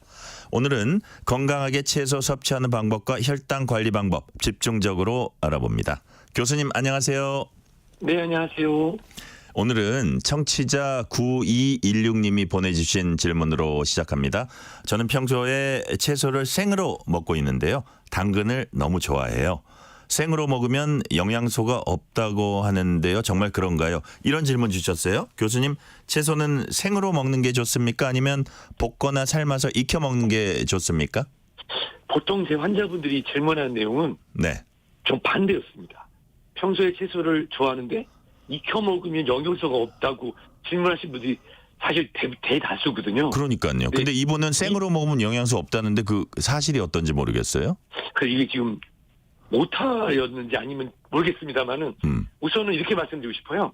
자, 이게 채소를 익히면 영양소가 파괴된다고 생각하시는 분들이 있습니다. 네. 물론 뭐 가열하면 비타민 C나 몇몇 영양소가 손실되는 건 맞습니다만은 완전히 푹 익혀서 드시는 거 아니라면 사실은 좀 미미하고요. 또 그렇다고 채소를 날로만 먹어야 되느냐? 그게 아니죠. 왜냐하면 익혀 드시면 오히려 영양적 가치가 올라가는 것도 있습니다. 예를 한번 들어볼까요? 네. 자, 지용성 비타민 A, D, E, K가 많이 들어있는 보통 뭐 베타카로틴, 라이코펜, 당근이라든지 토마토인데 예. 이런 경우에는 채소에 열을 가하면 실제로 지용성 영양소는 파괴도 잘 안 될 뿐만 아니라 가열을 하게 되면 지용성 영양소가 더 쉽게 효과적으로 흡수가 됩니다. 따라서 이런 경우는 가열하는 게 좋죠. 우리가 파스타 같은데 이렇게 그 토마토나 이런 거 같이 넣어서 먹으면 괜찮다 이거죠? 살짝 익혀서. 맞습니다. 그리고 네. 고기 구워 먹을 때 마늘을 구워 먹는 것도 너무 많이 구워서 태우면 안 되겠지만 마늘도 가열하게 되면 실질적으로 흡수율이 올라갑니다. 아, 그렇군요. 근데 반대로 생으로 먹으면 좋은 게 비타민 C가 풍부한 콜리플라워라든지 양배추, 네. 브로콜리, 무, 상추, 케일, 부추 이런 것들은 실제로 볶아서 삶아 먹는 것보다는 생으로 드실 때 비타민 B나 C의 그런 파괴가 적고 흡수율도 거의 차이가 없기 때문에 이런 경우에는 생으로 드시는 게 더 좋죠. 아, 자, 지금 말씀에 당근, 토마토 이런 건 살짝 익혀서 먹는 게 더 효과가 좋고 뭐 상추나 양배추 이런 것들은 생으로 먹는 게 더 효과가 좋다. 이렇게 말씀하셨고요. 그렇다면 보통 건강하고 싶어서 이제 채소 챙겨 먹잖아요. 하루 식사량에서 채소가 어느 정도는 돼야 건강한 식사다 이렇게 할 수 있습니까? 영양하시는 분들 덕분에 제가 많이 배웠는데요. 네. 채소를 어느 정도 먹어야 건강한 식사를 할 수 있나요? 요걸 조금 좀 학술적으로 바꿔보면 네. 섬유소를 하루에 얼마나 먹으면 더 건강할까요? 섬유소. 이렇게 한번 바꿔보겠습니다. 사실 채소를 먹는 이유 중에는 채소 안에 들어있는 비타민, 미네랄 등도 있지만 사실은 섬유소 섭취가 굉장히 중요하다고 말씀드릴 수 있거든요. 따라서 섬유소라고 하면은 성인 기준 하루 일일 권장 섭취량은 약 25에서 30g인데 이렇게 얘기하면 조금 이해가 어려울 수 있잖아요. 감이 잘 안 와요. 네, 보통 뭐 한 끼에 이 교환 단위 이런 표현을 쓰는데 쉽게 말씀드려서 1인분으로 먹을 수 있는 작은 그릇 한 그릇. 그래서 적어도 하루에 이 작은 반찬 그릇으로 이 채소군 네. 또는 잡곡밥 등을 단위로 했을 때 2-3접시 정도 드시는 것이 적당하고 건강한 식사라고 말씀드릴 수 있습니다. 그 채소에 김치도 들어가나요?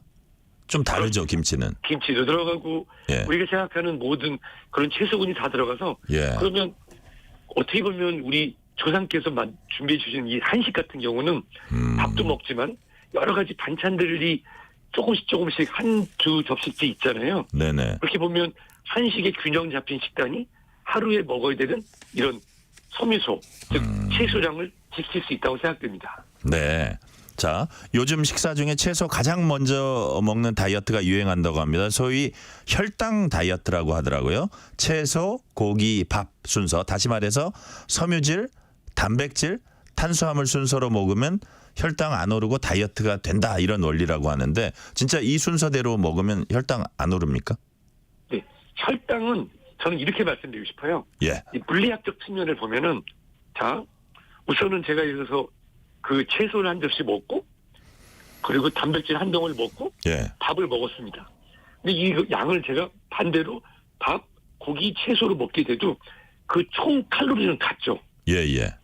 근데 순서에 따라 뭐 좀 달라져요? 똑같으니까. 같은 양을 먹거지 순서만 바꾼 거니까요. 총 열량은 같습니다만은 혈당이 안 오르는 것이 아니라 혈당이 오르는 속도가 다르다고 이해하시면 좋습니다.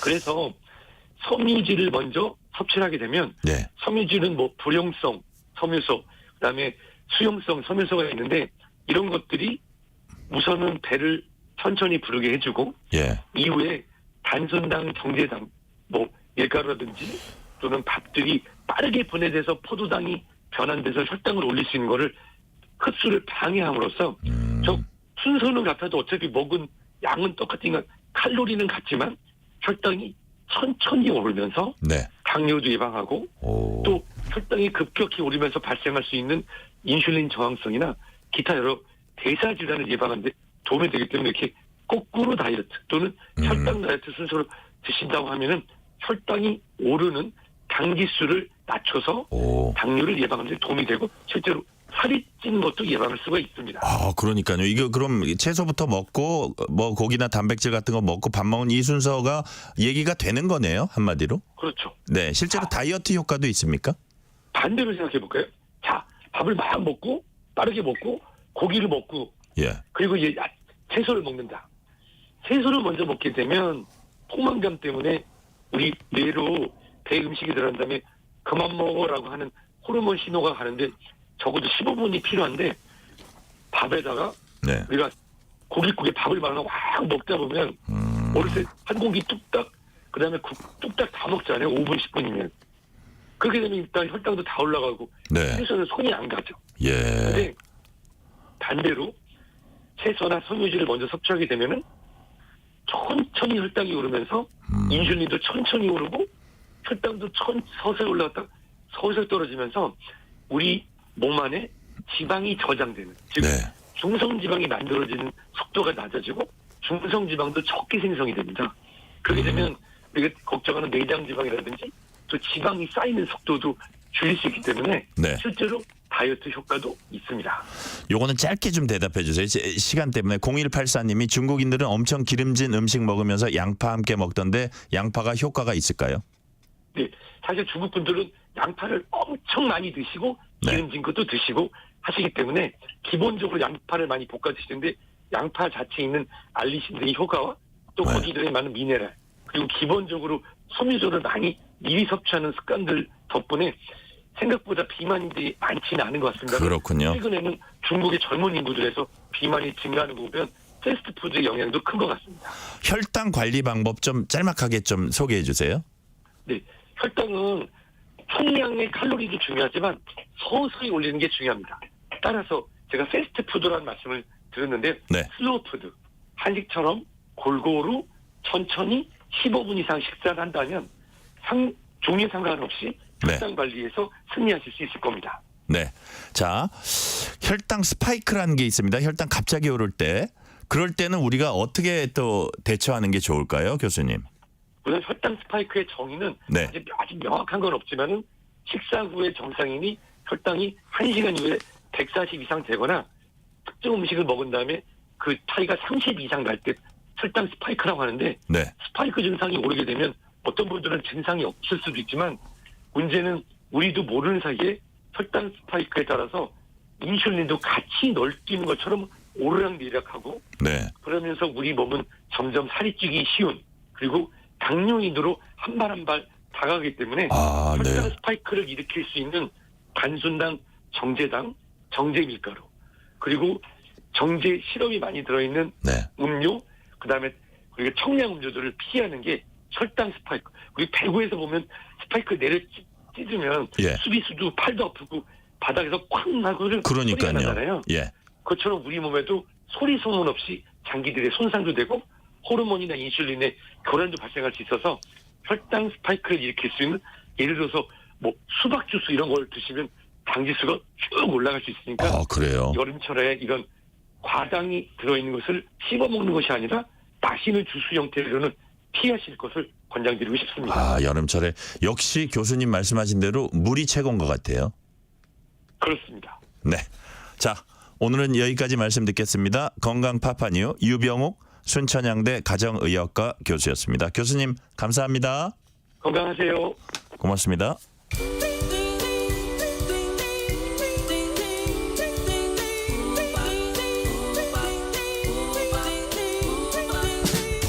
오늘 하루 뉴스를 정리해주는 다정한 편지 한 통. KBS 일라디오 뉴스레터 K.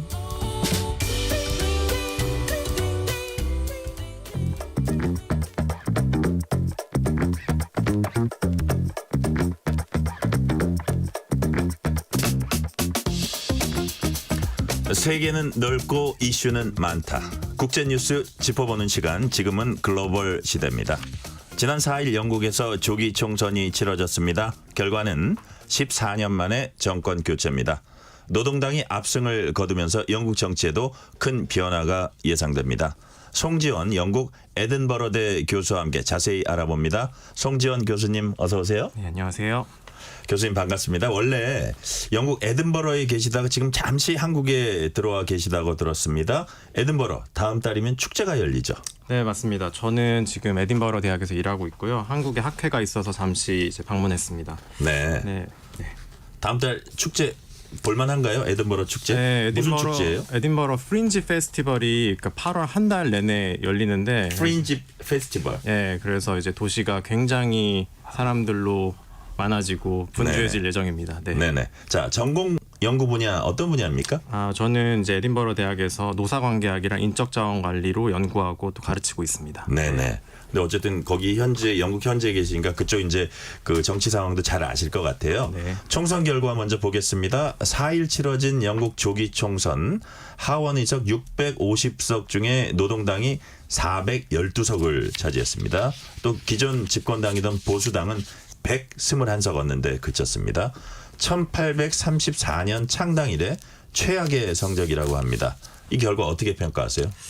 네, 그 분명히 노동당의 압승이었고요. 네. 이미 예상된 결과였습니다. 1년 넘게 노동당이 이제 보수당을 2배 이상 앞서는 여론조사가 나오고 있었거든요. 근데 이제 이번 총선이 이제 14년 동안 이제 누적된 보수당에 대한 유권자의 분노가 표출된 선거였던 것만큼 유권자가 노동당을 지지해서라기보다는 정권 심판의 성격이 좀 더 강했다고 볼 수 있을 것 같습니다.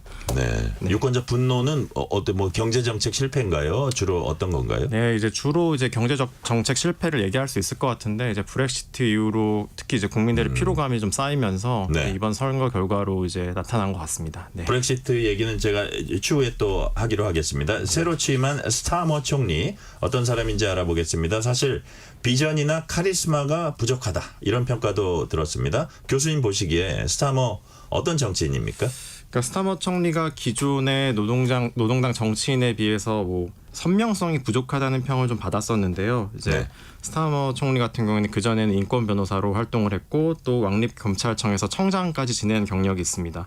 근데 이제 정계에는 52세 하원의원에서 처음으로 당선되면서 늦게 이제 입문을 하게 되었거든요. 경찰청이요? 검찰청이요? 검찰청이요. 검찰 네. 우리로 치면 검찰총장 같은 네, 거죠? 맞습니다. 그러니까 네. 영국에서는 검찰청장이라 그러나요? 네네. 검찰청장이라고 합니다. 네네네. 자, 계속 말씀해 주세요. 네. 근데 이제 스타머 총리 같은 경우에는 어떤 큰 어젠다나 대중의 인기를 끌만한 공약이나 아니면 정책을 내걸거나 뭐 또는 뭐 정치적 수사를 활용한다기보다는 좀 진지하고 이제 가끔은 조금 지루하다는 평도 있긴 한데 네. 이제 실용적인 모습으로 국민의 신뢰를 좀 쌓았다는 평가가 많습니다. 특히 위기를 좀 다룰 줄 안다는 정치인이라는 평이 많은데요. 이제 정계 입문 전에 이제 아까 말씀드렸던 것처럼 검찰청 총장을 5년 지냈고 그래서 큰 조직을 이끈 경험이 있고 또 야당 시절에는 브렉시트 문제에 좀 관여를 하고 이제 코로나 기간 동안에 노동당을 이끌기도 했던 점이 좀 관리형 리더로서 스타머의 장점을 보여준다고 할 수 있습니다. 네. 위기에 강하다 이런 네. 평가가 있다는 말씀이시고요. 네. 영국 노동당 하면 떠오르는 대표적 인물 둘이 토니 블레어 전 총리 그리고 제러미 코빈 전 대표입니다. 두 사람 노선이 좀 다르죠. 네, 많이 다르고요. 사실 네. 현재 노동당을 보면은 크게 그 두 인물 중심으로 계파가 나뉘어져 있는 걸 볼 수 있습니다. 이제 토니 블레어 같은 경우에는 우리에게도 친숙한 제3의 길로 대표되는 이제 중도 노선을 그렇죠. 택해서 1997년 총선에서 노동당의 대승을 이끌었고요. 근데 이제 바로 직전 스타머 총리 직전 노동당 대표였던 코빈 같은 경우는 이제 사회운동 그리고 노동운동가 출신으로 노동당 내에서도 굉장히 좌파 성향을 가지고 있는 정치인으로 알려져 있습니다. 이제 노동당 대표가 되기 전에 코빈 같은 경우는 굉장히 비주류였거든요. 그래서 이제 블레어 총리나 다른 이제 블레어계 정치인들에 비해서 어떤 보직도 맡지 못한 채 그런 정치인이었는데. 이제 블레어 진영이 연이어 이제 총선에서 패배하면서 네. 노동당의 대표 정치인으로 급부상하게 되죠. 이제 제러미 코빈 같은 경우에는 철도 국유화나 아니면 사회나 경제 공공성 강화 그리고 반핵주의 같은 정책적으로도 굉장히 좌파 색채를 강하게 지니고 있는 정치인입니다. 강경 좌파네요. 네, 이번 총선을 앞두고도 반유대주의 입장을 내세워서 노동당에서 제명을 당했거든요. 네. 그래서 제명을 당한 이후에 무소속으로 직접 출마를 해서 이번 총선에는 살아남아서 이제 의회에 입성하게 되었습니다. 네. 네. 자, 신임 스타머 총리는 이전 그렇다면 토니 블레어 전 총리 중도 노선과 비슷하다고 봐야 되나요? 사실 스타머 총리가 비교를 많이 당하긴 하는데 네.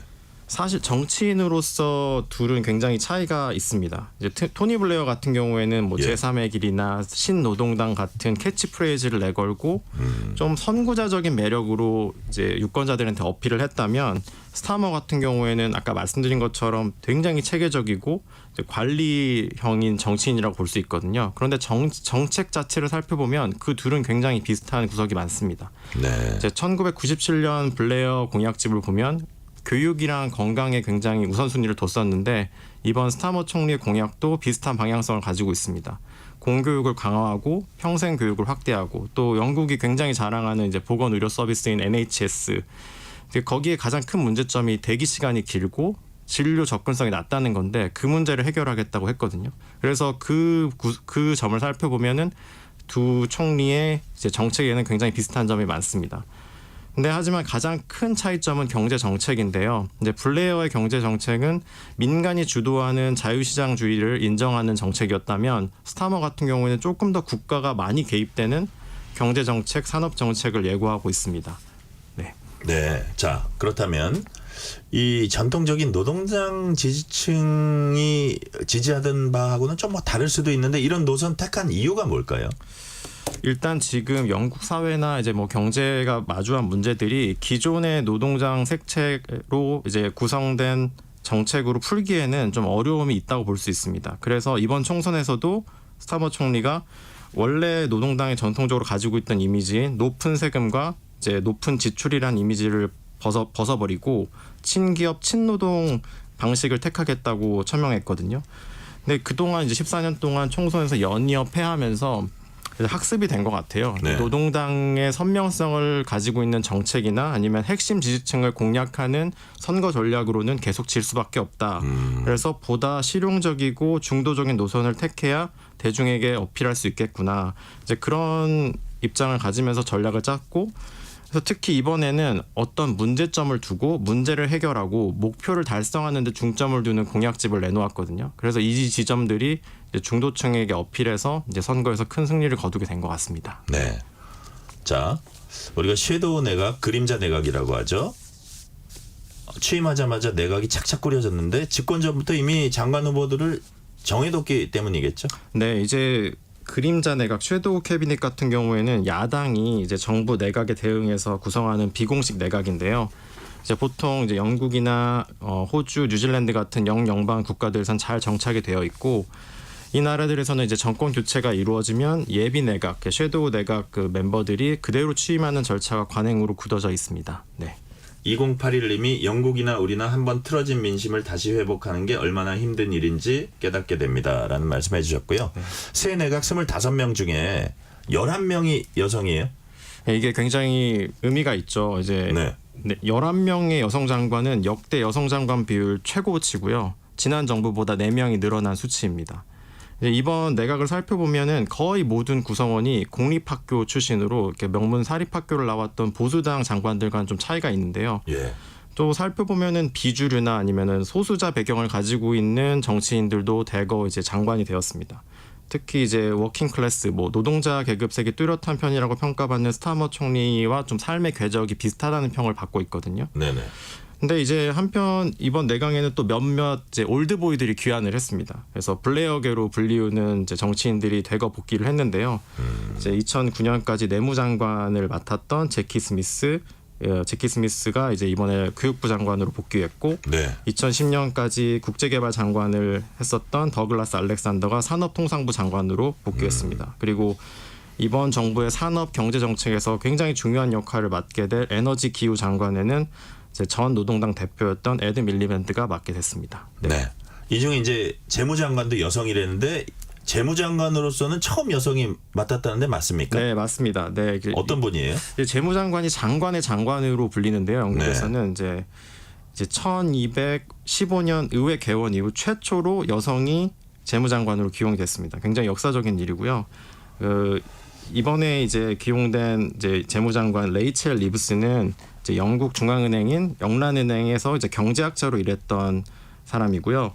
근데 굉장히 이색적인 배경이 있는데 14살에 체스 전국 챔피언을 따냈고 그리고 이제 그 후에 옥스퍼드에서 정치학, 철학, 경제학을 공부했습니다. 네. 근데 리브스 장관 같은 경우에는 이제 영란은행에서 일할 때 일본의 경제 침체 문제를 연구했다고 해요. 그래서 어떻게 하면 이제 경제 침체를 빠르게 회복할 수 있는지에 대해서 연구를 깊게 한 것으로 알려져 있습니다.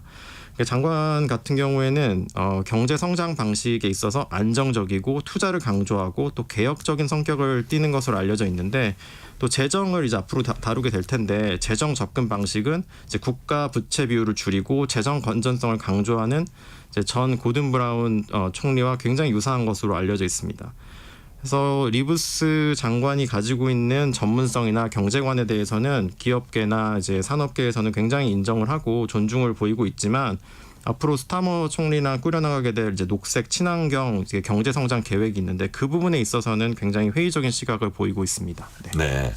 사실 미국에서도 장관 2명 꼽으라 그러면 국무장관하고 재무장관이거든요. 네. 영국에서 재무장관이 장관 중에 장관이군요. 네. 자, 지금 이런 질문이 하나 들어왔습니다. 에든버러 대학에 계시다고 하니까 스코틀랜드의 경우에 노동당, 보수당 말고 독립당 지지도가 꽤 높았었는데 이번에 의석수가 많이 줄었나 봐요. 네, 이번에 엄청 줄었습니다. 그죠? 그 이유가 있었나요? 아마 노동당의 선전이랑 같이 궤를 하는 것 같은데요. 이제 스코틀랜드 노동당이 워낙 선전해서. 네. 그래서 이제 그 결과로 인해서 이제 스코틀랜드 노동당도 대약진을 해서 이제 스코틀랜드 의회에서 제1당이 되었습니다. 네네. 자, 리시 수낙 이제는 이제 전 총리가 됐습니다. 수낙이 조기 총선을 선언한 게 5월 말이었습니다. 당시 지지율 바닥이었거든요. 떨어질 대로 떨어진 상태였는데 보수당이 조기 총선 카드 꺼내든 이유 뭘까요? 네, 그 당시에도 보수당 지지율은 굉장히 낮은 상황이었고요. 네. 근데 이제 작년까지 마이너스였던 경제 성장률이 올해 1분기를 거치면서 플러스로 전환이 됐고 또 인플레이션도 잡히는 추세가 보이니까 이렇게 경제 지표가 좋아졌을 때 총선을 한번 치러보자라고 이제 보수당이 판단을 한 것 같습니다. 그리고 이제 대표 정책이라고 할 수 있는 이제 루안다 정책, 난민 정책이죠. 이제 계속 그 난민 정책이 논란만 일으키고 효과가 이제 별로 보이지 않는다는 비난이 쏟아지자 더 시간을 끌면 끌수록 불리하다는 판단이 있었기 때문에 조기 총선이라는 카드를 꺼내든 것입니다. 네, 더 이상 물러날 수가 없어서 어쩔 수 없이 조기 총선을 했다는 그런 말씀이신데, 네. 자 이렇게 보수당 정부 인기가 떨어진 건 언제부터인지 이제 궁금합니다. 제 생각에는 유럽 연합 탈퇴 영향도 이제 클 것 같아요. 네, 뭐 다양한 이유가 있겠지만 이제 브렉시트가 가장 큰 영향을 주었다고 할 수 있을 것 같습니다. 특히 이제 유권자가 브렉시트 투표를 할 때 이제 보수 정부에 걸었던 기대는 브렉시트로 영국의 전성기를 다시 되찾아보자라는 것이었는데 당시 국민들은 장밋빛 희망에 부풀어 있었죠. 근데 이제 보수당이 집권하는 기간 동안 아무런 변화가 없었고 오히려 이제 보수당 정부가 장기적으로 긴축 정책을 펼치면서 물가는 상승하고 공공 서비스는 악화되는 등 어려움을 많이 경험했습니다. 네, 이 브렉시트 국민 투표가 있었던 게 2016년이었고요. 실제로 탈퇴한 거는 4년 후인 2020년 초였는데 지금으로 따지면 투표부터 이제 8년 가까이 지난 셈이에요. 그동안 영국에 많은 변화가 있었습니까? 네, 이제 브렉시트는 굉장히 다양한 영향을 끼쳤는데 특히 이제 무역과 투자에 심각한 타격을 줬다고 평가받고 있습니다. 네. 특히 이제 유럽연합 국가에 속해 있을 때는 인력과 물자가 자유로운 교류가 있었고 또 그렇기 때문에 노동력 부족 문제가 없었는데 지금 같은 경우는 이제 유럽연합에서 건너오는 사람들이 없다 보니까 노동력 부족 문제도 좀 심각해졌고요. 또 통관 절차가 복잡해지고 비용이 많이 부과되다 보니까 유럽연합에서 활동하는 기업들, 특히 이제 중소기업들이 큰 타격을 받았습니다. 네. 그래서 이제 지지자들이 주장하던 영국 경제의 부활은 전혀 나타나지 않았고 이제 외부 악재, 이제 코로나나 아니면은 러시아 전쟁 그런 일들로 인해서 오히려 영국 경제가 더욱더 어려워졌죠. 네. 지금 말씀 듣고 보니까 이제 대다수 영국 국민들이 브렉시트 유럽연합 탈퇴를 이제 후회하고 있을 것 같은데, 자 수낙 전 총리 사임하면서 자동으로 이제 스타머 당대표가 총리직에 올랐습니다. 이전 보수당 정부에 비해서 영국 정치 어떻게 달라질까 관심이 많습니다. 지금 이제 취임 닷새째인데요. 눈에 띄게 달라진 점 있습니까? 일단은 가장 인상적인 부분은 이제 취임을 하자마자 보수당이 내걸었던 간판 정책인 르완다 난민 이송 정책을 즉각 폐기하기로 결정했습니다. 아, 네네. 그리고 이제 총선 전 공약으로 내걸었던 국민 이제 보건의료 서비스 NHS나 아니면 공공 서비스 개혁 문제 같은 경우에는 처음부터 이렇게 하겠다 강하게 드라이브 걸기보다는 많은 시간이 필요한 개혁인 만큼 신중한 접근이 필요하다고 강조했고요. 네. 근데 이 부분에 있어서 이제 여러 언론들이 주목하는 부분은 앞으로 공공 서비스를 강화하기 위해서는 재정이 반드시 필요한데 재정 확보 계획에 대해서는 명확하게 제시를 하지 않았거든요. 이제 그 부분에 있어서 언론은 굉장히 주목하고 있고요. 또 다른 부분은 이제 유럽 연합과의 관계를 좀 강화해 보겠다고 이야기를 했는데요. 이제 노동당 자체는 이제 이미 국민 투표로 결정된 브렉시트이기 때문에 이걸 되돌릴 수는 없고 대신에 유럽연합과 새로운 안보 협정을 맺고 또 무역 관계를 재설정하면서 이제 관계 개선에 나서겠다고 이야기했습니다. 네. 자, 루안다 정책 폐기했다고 말씀하셨는데 그렇다면 앞으로 난민과 이민 정책에 구체적으로 어떤 변화가 생기는 거예요? 일단은 이제 루안다 정책을 폐기하겠다고 발표를 했기 때문에 이제 그 정책 자체는 폐기가 되겠지만 스타머 총리가 그렇다고 해서 이민에 굉장히 호의적인 총리는 아니거든요. 네. 이제 공약을 발표할 때도 이민자의 수를 점차적으로 줄일 것이고 국경 통제를 강화하고 또 기업들이 영국인들을 우선적으로 고용하도록 하겠다고 얘기를 해왔어요. 특히 그렇기 때문에 지난 이제 순낙 정부에서 비자 정책도 바뀌어서 이민의 문턱이 높아졌지만 이 비자 정책을 살짝만 바꾸는 수준의 개정만 있을 것 같고 또 이 정부가 이제 지금 스타머 정부가 가지고 있는 기조가 고급 인력만 외부에서 수급하자 이 기조이기 때문에 큰 변화가 있으리라고는 생각하기 좀 어렵습니다. 네, 노동당 안에서도 이스라엘 팔레스타인 전쟁에 대한 노선 차이로 갈등이 있었다고 제가 들었어요. 스타머 총리와 새 내각은 지금 이스라엘 하마스 전쟁에 대해서는 어떤 입장 갖고 있습니까? 그러니까 스타머 총리는 이스라엘의 가자 지구의 작전권 또 자위권을 지지하는 입장이었습니다. 초반에는 그런 입장이었다가 친 팔레스타인 유권자들이 분노하기 시작하고 또 휴전을 요구하는 노동당 의원들의 반발이 휩싸여서 올해 2월에 이제 총선 기간 전에 이제 휴전을 촉구하는 입장을 처음 내놓았고 취임 직후에도 이스라엘과 팔레스타인 수장과 즉시 통화하고 휴전을 촉구하는 목소리를 냈습니다. 네. 자, 마지막 질문 드릴게요. 시간 1분 이내로 남았는데 이번 영국 선거 교수님 보시기에 우리 한국 정치에는 어떤 의미 남긴다고 보세요? 일단은 이제 영국 보수당이 패배한 건 이제 그동안 자신들이 가지고 있던 공고한 지지 세력만 믿고 또 그 인기에 영합한 정책만 고수하다가 이제 장기적으로 이제 갖춰야 될 경제 성장이나 아니면 사회 안정 전략을 제시하는 데 실패했다고 볼 수 있습니다. 네. 그래서 이번 선거에서 참패하게 됐고요. 그래서 이번 영국 총선은 아까 이제 뭐 시청자분들이 말씀하신 것 같은데 이제 정당이나 정부가 민심과 국익에 제대로 반응하지 못하면 실패하고 살아남지 못한다는 것을 보여준 사례로 남을 것 같습니다. 네, 또 사회 안전망이라든지 조금 더 말씀하시죠. 네, 또 이제 지지 세력에 의지하고 뭐 장기적인 국가 과제나 비전 마련에 실패한 정당은 결국에 도태할 수밖에 없다는 것을 이제 우리나라 정당들도 배웠으면 좋겠습니다. 네, 오늘은 여기까지 듣겠습니다. 송지원 영국 에든버러대 교수였습니다. 교수님 감사합니다. 네, 감사합니다. 네. 9504님이 대구엔 비가 정말 많이 내리네요. 더위는 살짝 물러갔지만 장마철 꿉꿉함은 어쩔 수가 없어요. 모두 마음만은 뽀송뽀송하게 지내면 좋겠습니다. 라고 아주 좋은 말씀 주셨습니다. 오늘 뉴스레터 K는 여기까지입니다. 영국의 신임 키어 스타머 총리, 노동자 집안에서 태어나서 정계에 뛰어들기 전까진 인권 변호사로 활동하다가 검찰총장도 지냈습니다. 음악에도 큰 관심이 있다고 하는데요. 스타머 총리가 많은 영향을 받은 영국의 대표 밴드 The Smiths의 This Charming Man, 오늘 마지막 곡으로 함께 듣겠습니다. 커피 쿠폰 받으실 분들은 뉴스레터 K 홈페이지 확인해 주시고요. 오늘도 함께해 주신 청취자 여러분 진심으로 감사드립니다. 지금까지 뉴스레터 K 전종철입니다.